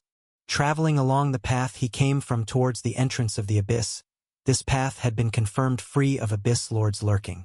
The first part of the return journey went indeed smoothly, until in the 254th layer of the abyss, Zeus collided head-on with the corpse of an acquaintance. An acquaintance, and also an acquaintance. The dark elf's body was roasted until it gave off the scent of meat, while the presence of the flame demon lord lingered in that layer. Clearly, the troubles that the Dragon Mother and Zeus had previously stirred up were still relentlessly searching for their whereabouts, and the irascible flame demon lord was not an entity that would easily let go. Having been snatched from the jaws of victory and then fooled by bait, this temperamental demon god was clearly on the verge of erupting. So, after recalling the flame demon's burning body explosion that he had witnessed once in the myriad abyss planes upon first arriving in the abyss, Zeus wholeheartedly chose to forsake the original route. Whether the flame demon lord could surpass this incarnation or not was up for debate, but he definitely could not withstand this self-destructive fighting style. Fortunately, according to the information provided by that dragon, I still have a route that allows me to return to the top 10 layers of the abyss at the fastest speed. At the end of the route map, she transformed into Liza domain named Thunder Pool, within which exists a passage directly to the surface of the abyss. Because the demon lord that dominates this realm is quite interested in conquering other demons or even attacking their enemies, it deliberately created a connection to the surface of the abyss for quick travel within. If I can use that route, I would be able to return to the underworld at the fastest speed and merge with my true self. Coming full circle, Zeus still had to head towards Thunder Pool. Feeling the attraction getting stronger and stronger in the ethereal, once he reached that layer of the abyss, he would seemingly not be far from the source of attraction. However, the Divine King decided to stick to his original intention, to leave immediately once he arrived at the place. Next time, perhaps, he now also had experience. Next time, even if he didn't have the cover of a Lord Seal, he might as well try borrowing Hades' helmet of invisibility. Chapter 1004. The Closed Abyss Gate and Advice. Squeak. But. Pitter-patter. Rain curtains fell, water droplets hitting the ground. Looking around, the sky was gloomy, and a thick atmosphere filled the wilderness. On the dark purple earth, a massive city constructed of obsidian slowly creaked its doors open amidst a strained grinding noise. Countless raindrops landed on it, then slid down along the patterns carved in the stone gates. Enshrouded in a cloak made from monster leather, Zeus emitted an aura that kept others at bay. Following the surging demon current into the towering city, the Divine King observed his surroundings. Thanks to the presence of the Lord Seal, the guarding demons did not trouble him. Thus, without any hindrances, Zeus entered the city established deep within the abyss. Tall pillars and rough architectural style, with blood dispersed by the rain. Not as refined as any city in the mortal realm, but it had an authority and solemnity that was perhaps even greater. This place was now identified as 862-11 Thunder Pool, greatly different from other interfaces he had traveled through. This interface, with its origin strength close to myriad abyss planes, gave Zeus a peculiar feeling. For instance, the relative order here and the primitive city. All the abyss demons Zeus had encountered on his way from the depths were mostly irritable and impulsive. Even if he occasionally saw some buildings similar to those in the mortal realm, they were often private properties of demon lords. Only this place was different. When he truly stepped into the abyss interface known as Thunder Pool, the Divine King suddenly discovered that this place's law was markedly different from other areas of the abyss. There was significantly less blood and malevolent aura in the air, and even the local demons born in this realm seemed much more rational than their brethren. So much so that though still difficult to manage, these mad demons at least understood to value their lives more than their unrestrained desires. Thus, cities that were almost never seen in other interfaces astonishingly existed here, and under the suppression of powerful auras faintly emanating from within the city, nearby demons seemed to have learned manners, at least knowing not to recklessly slaughter within the city. Zeus didn't know how this was achieved, but he didn't care too much about it. After all, demons who abided by rules were still demons. They were just a bit more lucid compared to their own kind, not freed from their insane nature. Comparatively speaking, if he really had to mention interest, the Divine King was rather curious about the unique environment of 862-11 Thunder Pool. Not because of its clouds and rain, but because of the origin of the name, Thunder Pool. As you know, although thanks to the integration of Muspelheim, the abyss had a greater tendency towards fire, with the integration of Heminu, the indigestible water phase also flowed into the abyss. For example, in one of the interfaces he passed through, Zeus entered a world composed entirely of pure water. But thunder essence. He truly hadn't heard of other creatures possessing this power. Whether in the present world or the abyss, it seemed as if it bespoke his unique position as the destined Divine King. Zeus had never seen a second deity in charge of thunder. Yet this journey into the abyss coincidentally led him to encounter two. One was naturally Thor from the alien realm, and the other was the Thunder Pool at the center of this interface. Maybe thousands of years ago, or perhaps tens of thousands of years ago, these abyss demons really have no concept of time. Even if the chronology here differs from the outer world, they should still try to calculate it somehow. Anyway, one day, a grand and magnificent strength fell from the void, plummeting into the then barren center of 682-11. At that time, the world had nothing, having only just been catalytically produced by Tartarus's excessive source power. However, after that day, this fledgling interface underwent a transformation. Even the mother of demons, an anomaly among the creatures here with unparalleled beauty and the ancestor of abyss demons, descended from beyond the heavens. She brought with her the grand abyss will to this place, and her condescension brought care and vitality to this nascent interface. The thunder essence that significantly differed from the original powers of the abyss thus appeared on this world's soil, and at the center of 682-11, a vast, roiling thunder pool rose. Even in the 600th year after the creation of the Thunder Pool, a naturally born demon god emerged from it.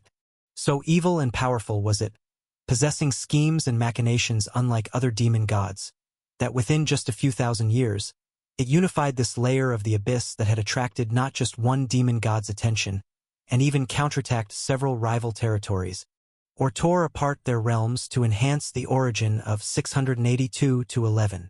Gradually, the old true name of this layer was forgotten, and instead, another name was etched into its essence. 682-11 Thunder Pool, named after the place its master emerged from, and the goals of this demon god, now self-styled as the Demon Prince, became ever more grandiose, seeing itself as the future ruler of the abyss. However, it has also encountered a problem recently. Walking on an avenue filled with exotic styles, a series of messages related to this realm flashed through Zeus's mind. A demon born of thunder, truly very rare. Even listening to the other's origins, Zeus felt a peculiar familiarity. Chapter 1005, The Closed Abyss Gate and Advice 2. It was as if he had done something related to this, but how could that be possible? What could possibly link the demons of the abyss with the Divine King of the present world? Unable to find any leads in a short time, Zeus simply assumed he was overthinking it. After all, he was going to return. He would think about it after he used the abyssal portal in the city to get back to Olympus. The Abyss Gate, yet another thing different from other places. using his authority to half-seal the connection between this realm and other dimensions, leaving only a few gaps, then building a city and collecting a fee for passage. This Lord of the Abyss doesn't really act like a demon, but more like the human lords of the present world, coming up with the method of toll collection as well. With a slight shake of his head and a sense of emotion towards the demonic winds of this place, Zeus hastened his pace. Finally, after half a day of searching, he found a colossal time-space gate on the northern side of the city, emanating the aura of the realm's lord. 2 pillars towered over 100 feet high, with purplish-black ripples flowing like water between them. Every moment, demons of not insignificant strength were shuttling through this portal, and unsurprisingly, all of them were tainted with a trace of the realm lord's aura. Clearly, to prevent stowaways, the lord's bound time-space portal only allowed those who've paid to pass, making Zeus, who had come before, have to go out of the city to scrape together quite a fortune, despite his status as the divine king. Because of this, he was delayed on this plane for some time, until now when his preparations were finally complete. Striding to the vicinity of the Abyss Gate, Zeus threw the collected demon heart cores to the towering horned demon in charge of collecting the toll. "Take me to the myriad Abyss planes." The awkward and difficult language spilled from his mouth. Another reason for Zeus's delay. Crash. The horned demon commander bearing the chainsword scooped up the package thrown by Zeus and counted the number of cores. The divine king clearly did not quibble in such places, as he had given much more than was needed.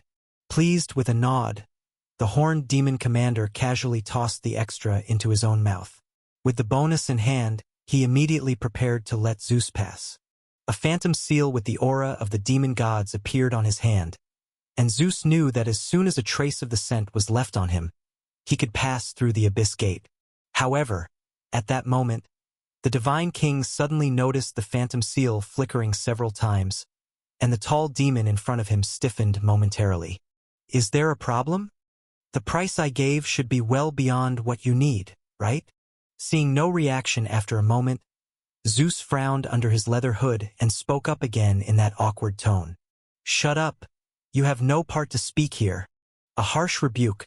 The loud voice echoed around the plaza near the Abyss Gate, being scolded by a demon that could be crushed with a simple raise of his hand. A trace of anger involuntarily filled Zeus's eyes.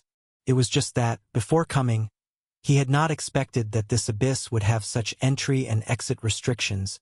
Suppressing the anger in his heart, Zeus could only continue to wait. Shortly after, the seal before the horned demon commander returned to its original appearance, and the demon's body recovered as usual. Seeing that the incident was over and eager to leave the abyss, Zeus couldn't help but ask again. "Now may I leave? You would have been able to since you've already paid, but since you're eager to leave, you might as well stay here." With a cold smile, the large mouth that could swallow a live cow opened, and the horned demon commander suddenly unleashed his demigod power. The invisible pressure immediately drew the attention of the plaza, causing many weaker beings to struggle to breathe. Although Zeus was unaffected, the other party's words forced him to take notice. "Stay here? What do you mean by that? Perhaps the order personally given by the demon prince was false. You intend to violate the order he has established? The Lord's command? Of course, I would not defy it, but unfortunately, when there's only one command from the Lord for outsiders from other dimensions, it's supreme, but when there are two, I then have the right to decide which to prioritize. And now, I hereby announce the latest directive given by the great demon prince. From this moment until his orders change, no one is allowed to leave the Thunder Pool. And you, of course, you're included." Ha ha ha ha ha ha ha. Roaring with laughter, the horned demon commander, who had been rationalized and enlightened by the great baptism from the abyss's thunder pool, still had an intrinsically demonic nature. The disturbing laughter rang in Zeus's ears, causing his complexion under the hood to turn even more unsightly. He had now understood what had just happened. Clearly, the Abyss Lord who called himself Demon Prince had just used his power to remotely pass on a message to all the demons guarding the portals, ordering them to execute the new directive to lock down the realm's ingress and egress. Zeus had paid the toll before the command was passed, so in theory, he should not be restricted by this new rule. But this damned demon, it had actually chosen to misuse its authority. Chapter 1006. The Closed Abyss Gate and Advice _3. Strong power surged under the hood. An abusing demon. Such mundane and normal vocabulary. Rarely would anyone let a demon hold power, and if one did, no one would be surprised by such a madman's reckless actions. At this moment, Zeus had changed his mind. Since you are seeking your own death, don't blame me. I didn't want to cause too much disturbance before leaving. I simply didn't want to create too much trouble for the next infiltration. At this point, you don't really think you can stop me, do you? Wait until I unleash my true power. Buzz! Taking a step forward, Zeus was ready to make a move. But at this moment, the abyss gate, that was previously shimmering, suddenly dissolved amidst a buzzing sound. The next moment, a vast and profound breath burst forth from the distant horizon, stabilizing the temporal and spatial fabric of the entire interface by more than one level. Previously, a power at the level of intermediate divine power could forcibly break through this so-called spatial blockade. But now it had become completely impossible. Frozen in his tracks, Zeus had never expected such a thing to happen. However, at the same time, the horned demon commander in front of him noticed his gesture. What, you remotely born mixed-breed demon? Thinking of making a move? His mouth gaping open, there was a certain eagerness in his expression. For these outer demons who haven't undergone the baptism of Thunderpool power, the horned demon commander knew all too well their mad nature. Even suppressed by the mighty Lord's power, among them there were still those who would not hesitate to resort to mutual destruction at the slightest disagreement. If this one in front of him wanted to fight, he was more than willing to oblige. You! Hearing this, Zeus's breath halted. An intense anger burned in his heart. Damn it, such a lowly creature, daring to insult the revered divine king. Although Zeus knew that in the abyss, mixed breed is a common term merely referring to the indistinguishable new bloodline demons, but it did nothing to lessen his anger. A dragon stooping in shallow waters is ridiculed by shrimp. A tiger fallen flat on the plains is bullied by dogs. Chaos doesn't have such proverbs, but the sentiment is not uncommon. Yet despite his fury, Zeus had no choice but to forcibly suppress it. He was a man who prioritized interests, angrily killing a demigod demon only to vent his fury, yet leaving everything but his consciousness in the abyss, was absolutely unacceptable to him. Thus, under the regretful and mocking gaze of the horned demon commander, Zeus chose to turn around and leave. The previously paid toll was not even worth considering. It was certainly not recoverable.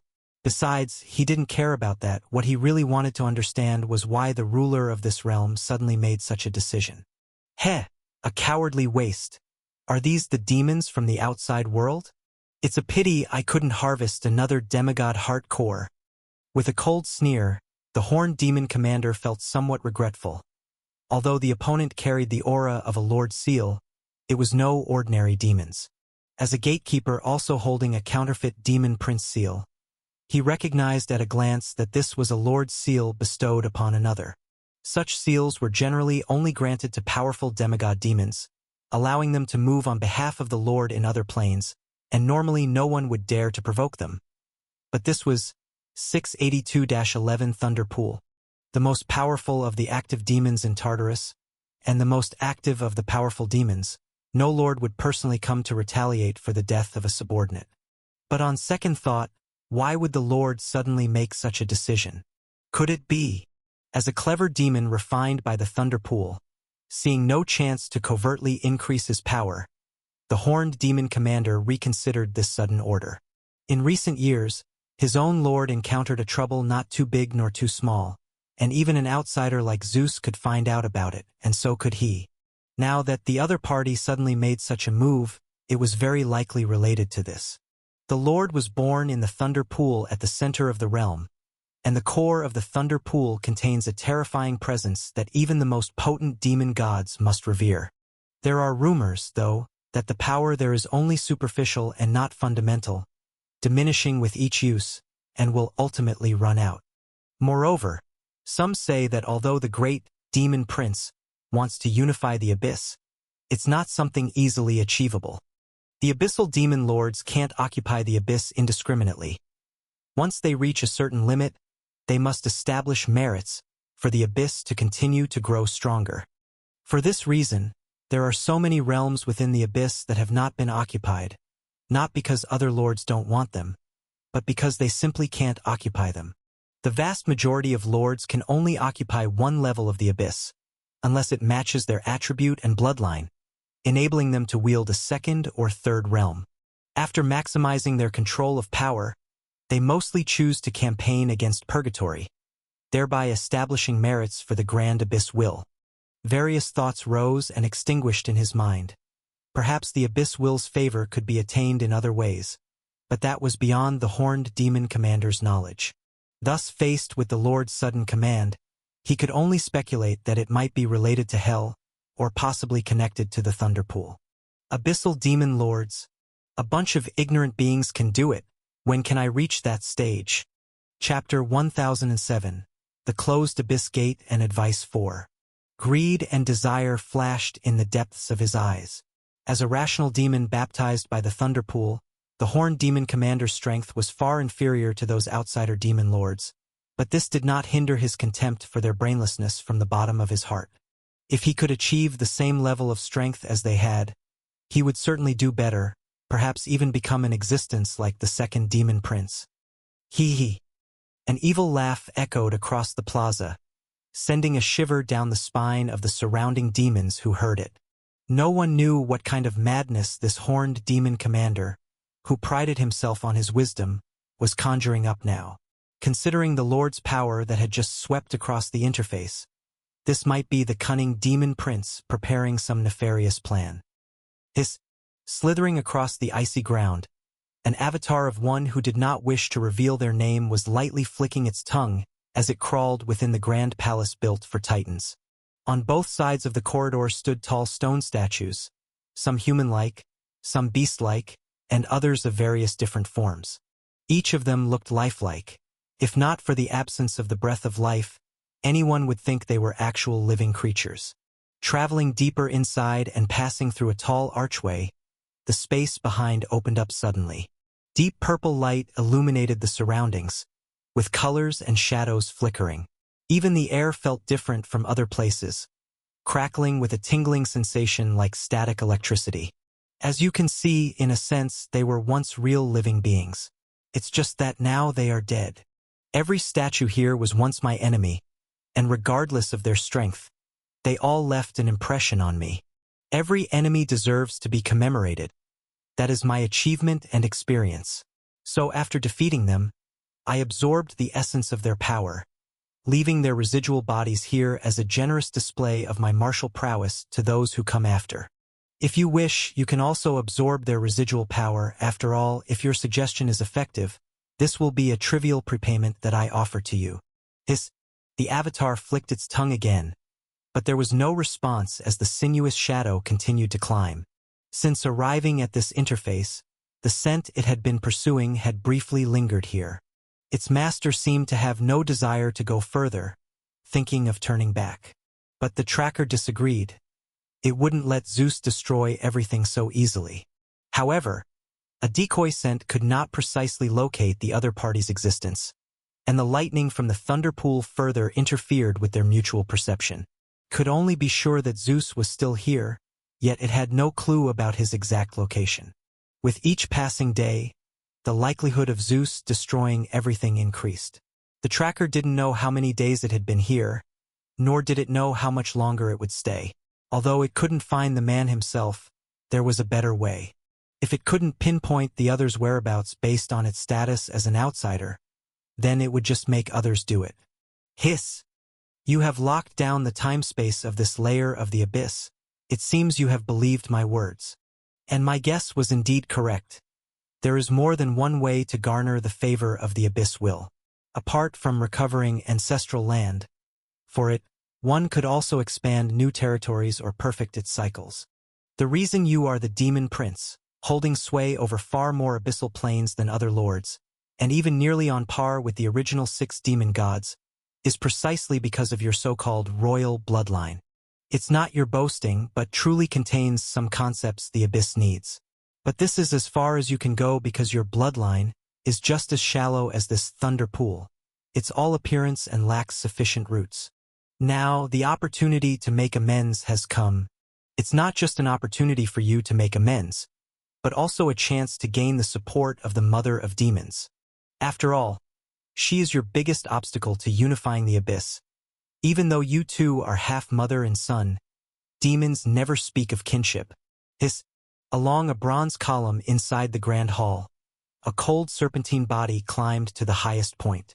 From the apex, it looked down, its indifferent vertical pupils setting upon the figure on the throne at the center of the hall. The aura of divine power at its limit undulated around it as it spoke. It was the Demon Prince, the sovereign of this level of the Abyss. For it now, to become an alternative greatness like the Mother of Demons, one who could manipulate the will of the Abyss, was the only direction for the other party. Go. Find him. With him, you can completely begin your own path to reigning over the Abyss. 12 signifies the perfection of chaos, and 6 is the symbol of the evil of both the Abyss and Hell. Mastering the complete 36 levels of the Abyss interface, you will become the true Demon Prince. It will no longer be a title self-bestowed, but a crown given to you by Tartarus. Such an opportunity is rare in 10,000 years. What are you hesitating for? Heh. As you say, I will find where he is. However, I sincerely hope that you're not deceiving me. The voice was profound and heavy. At this moment, the figure seated on the throne seemed to have finally made a decision. Or perhaps it had never intended to refuse in the first place. After all, it was just a matter of finding someone, which at most would be a waste of a bit of time. With a slight lift of the head, the decision made, the Demon Prince looked at the obviously not main-bodied snake demon split entity with what seemed to be a friendly smile. It knew the identity of the other party was suspicious, but regardless of whether this snake demon was seeking to use its own hand to take revenge on a rival, as long as what it ultimately desired could be obtained, it wouldn't care about becoming a tool in someone else's hand. Moreover, no one could use a demon as a tool. While the Demon Prince indeed possessed the rationality of a god, at the very core, it was still an abysmal demon.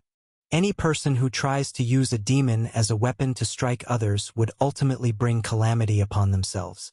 If what it says is true, then I will cast the most exquisite statue to commemorate its contributions for me after I kill it. As for the reward, what reward? If one must speak of a reward, then not killing you right now can be considered as payment, I suppose. It's as if it finally made a decision. Or perhaps it had never intended to refuse in the first place. After all, it was just a matter of finding someone, which at most would be a waste of a bit of time. With a slight lift of the head, the decision made, the Demon Prince looked at the obviously not main-bodied snake demon split entity with what seemed to be a friendly smile. It knew the identity of the other party was suspicious, but no matter whether this snake demon was using its own hands to seek revenge against its rival, as long as what it wanted was ultimately acquired, it wouldn't care about being a tool in someone else's hands. Moreover, no one could treat a demon as a tool, though the Demon Prince truly possessed the rationality of a god. Ultimately, it remained an abyssal demon. Anyone wishing to use a demon as a weapon to cut down others would ultimately bring disaster upon themselves. If what it says is true, then in the future, after I have killed it, I will cast the most exquisite statue to commemorate the services it has performed for me. As for the reward, what reward? If one really must talk about a reward, considering that I am not killing you right now can be regarded as such. Chapter 1008, Seeking a Spouse and Comprehension. The next day, 862-11, Thunder Pool, Number 7 Abyss City. A hazy rain descended from the sky, with occasional flashes of lightning streaks between the gloomy clouds. Under a semi-withered and semi-flourishing tree of an unknown species, Zeus sat silently on a roughly hewn stone bench. Intermittently, frenzied breaths rose from the corners of this primitive city, only to be forcefully suppressed again. Only thin wisps of the scent of blood lingered in the air, soon purified by the rain, enabling other demons who barely controlled themselves to maintain their last restraints. Such a situation had persisted for 2 days now, Of course, this was calculated according to the time of the material world. For there was no cycle of the sun and the moon in the thunder pool, only the perpetually gloomy sky and occasional flashes of thunder. Silently observing this demon city built around the abyss gate, feeling the unrelenting space-time shackles of this interface, Zeus's mood grew heavier. Since being expelled from the space-time portal by that despicable demon 2 days ago, he had intended to leave this city first. However, what the Divine King Avatar didn't expect was that the horned demon commander instantly followed his lord's order and sealed the city's entrances and exits with that imprint containing part of the Lord's essence. Including Zeus himself, all demons were forbidden to leave, firmly trapped within this primal city. This also comprised the most crucial reason for the sporadic outbreaks of rebellion currently happening in the city.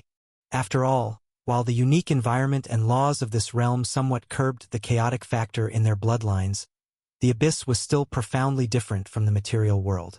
Usually, pressured by the Lord's essence, these irascible demons somewhat learned to settle their fights outside the city.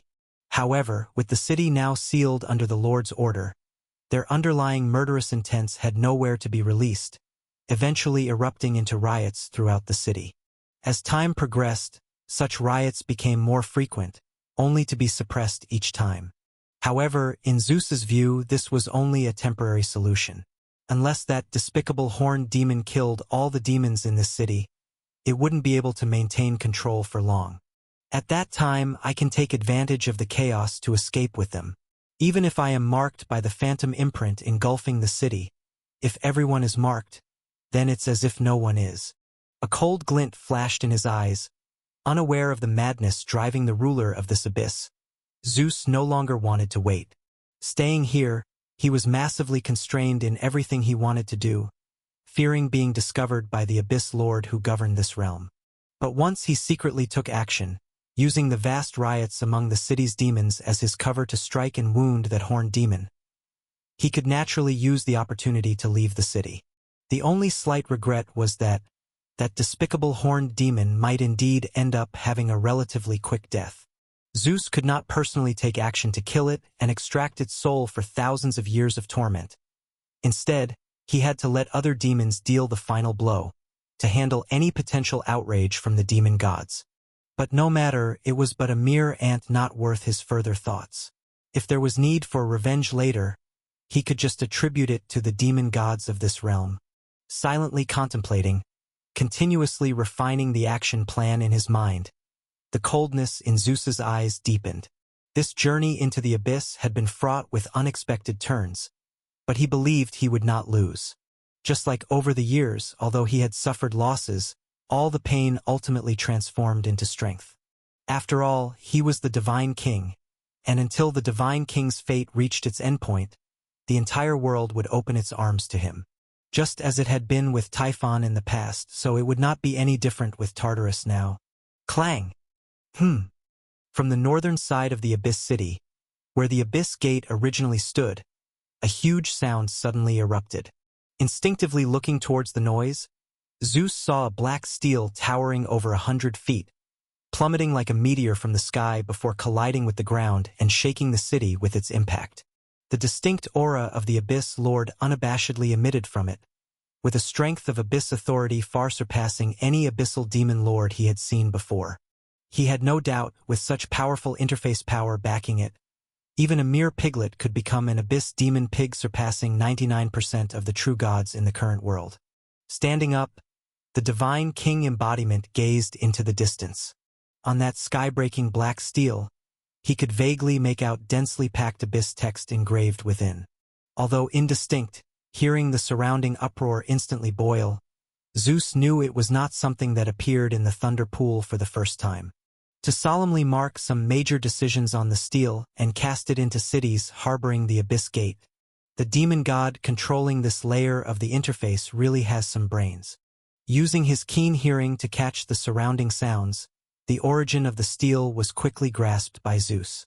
Like today's events, similar occurrences had happened a few times before, such as when the Realm's Lord was preparing to subjugate some demon gods to demonstrate their might.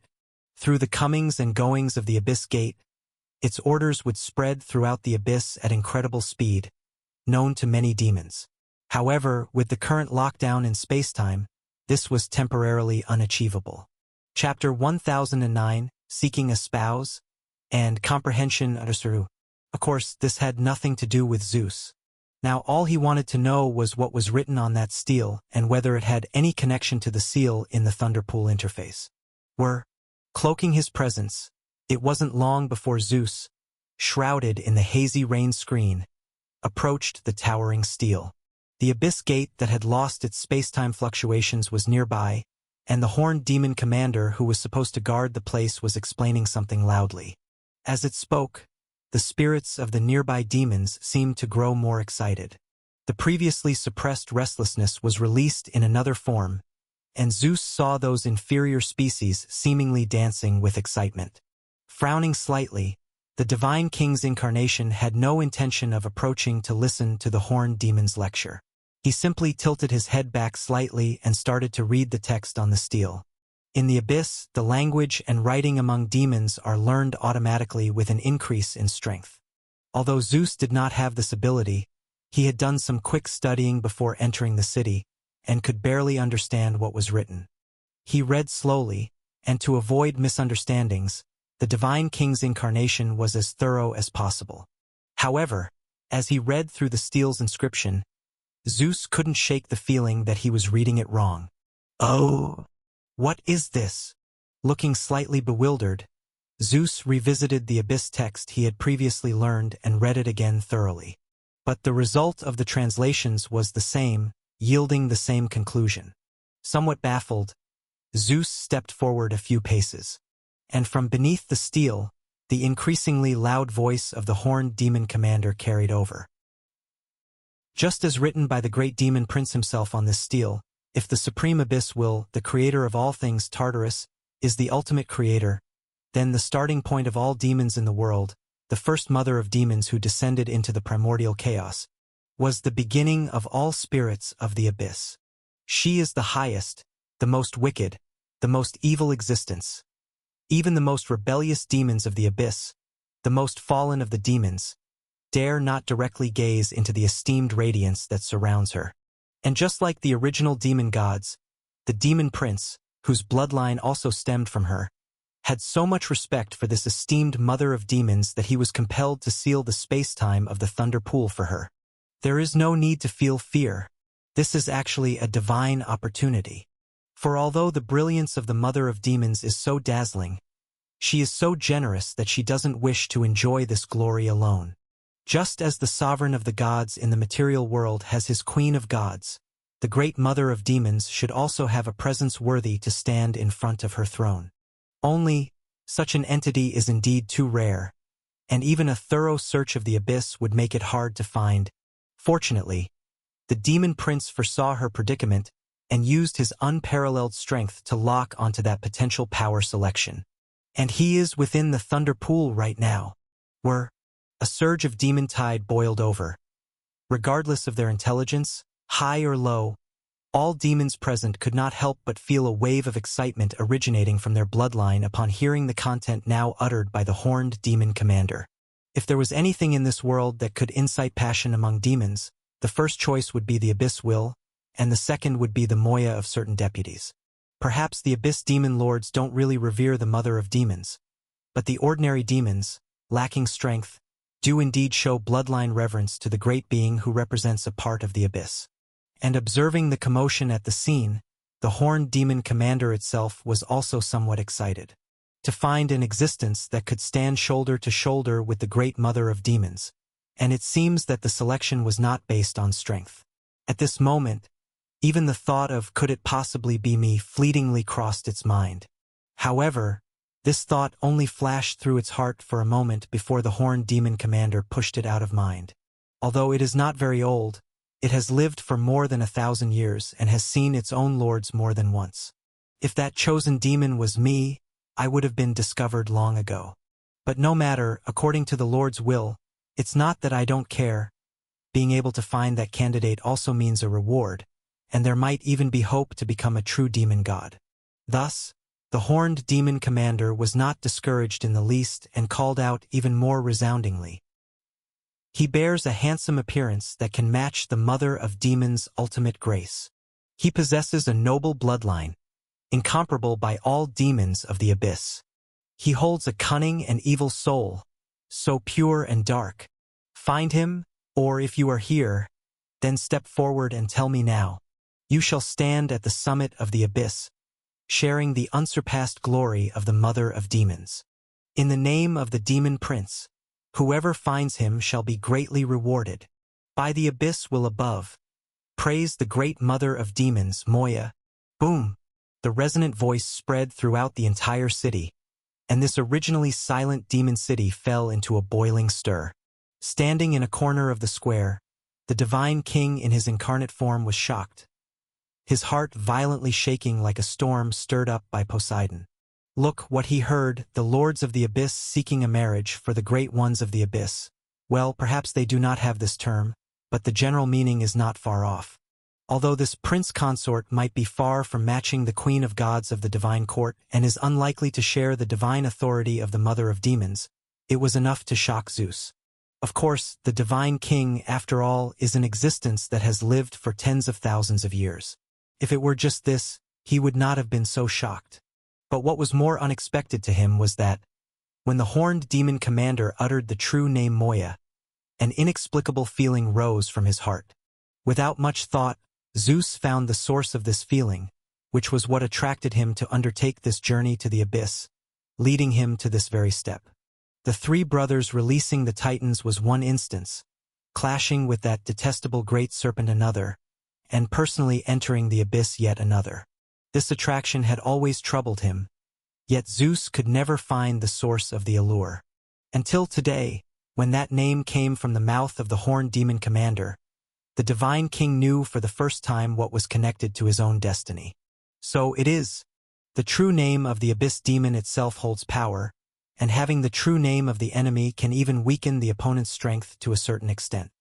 Only the mother of demons is different, for she is the origin of the true names of the abyss, the source of countless demons. Her true name is not a shackle but bears weight, and at least a demigod who owns the Lord Seal can speak it, which is why her name has never been heard by me all this way. And I, the current divine king, have a fate connected to a great one from the abyss. Is this reasonable? It is perfectly reasonable. Because I am the destined sovereign of the gods, the king of all gods. That hateful ancient serpent opposed me for this very reason and even attacked me as soon as I set foot into the abyss. It knew of my relationship with the mother of demons, so I was inherently its enemy. Wave after wave of shock surged in his heart, but Zeus's expression gradually calmed down. So that's how it is, everything makes sense now. The great divine power that opposed me for no apparent reason, it was because I was destined to accompany its enemies. All the setbacks I've faced in the mortal realm, likely because I failed to comprehend the meaning of destiny and did not venture into the heart of the abyss the first time I felt the attraction.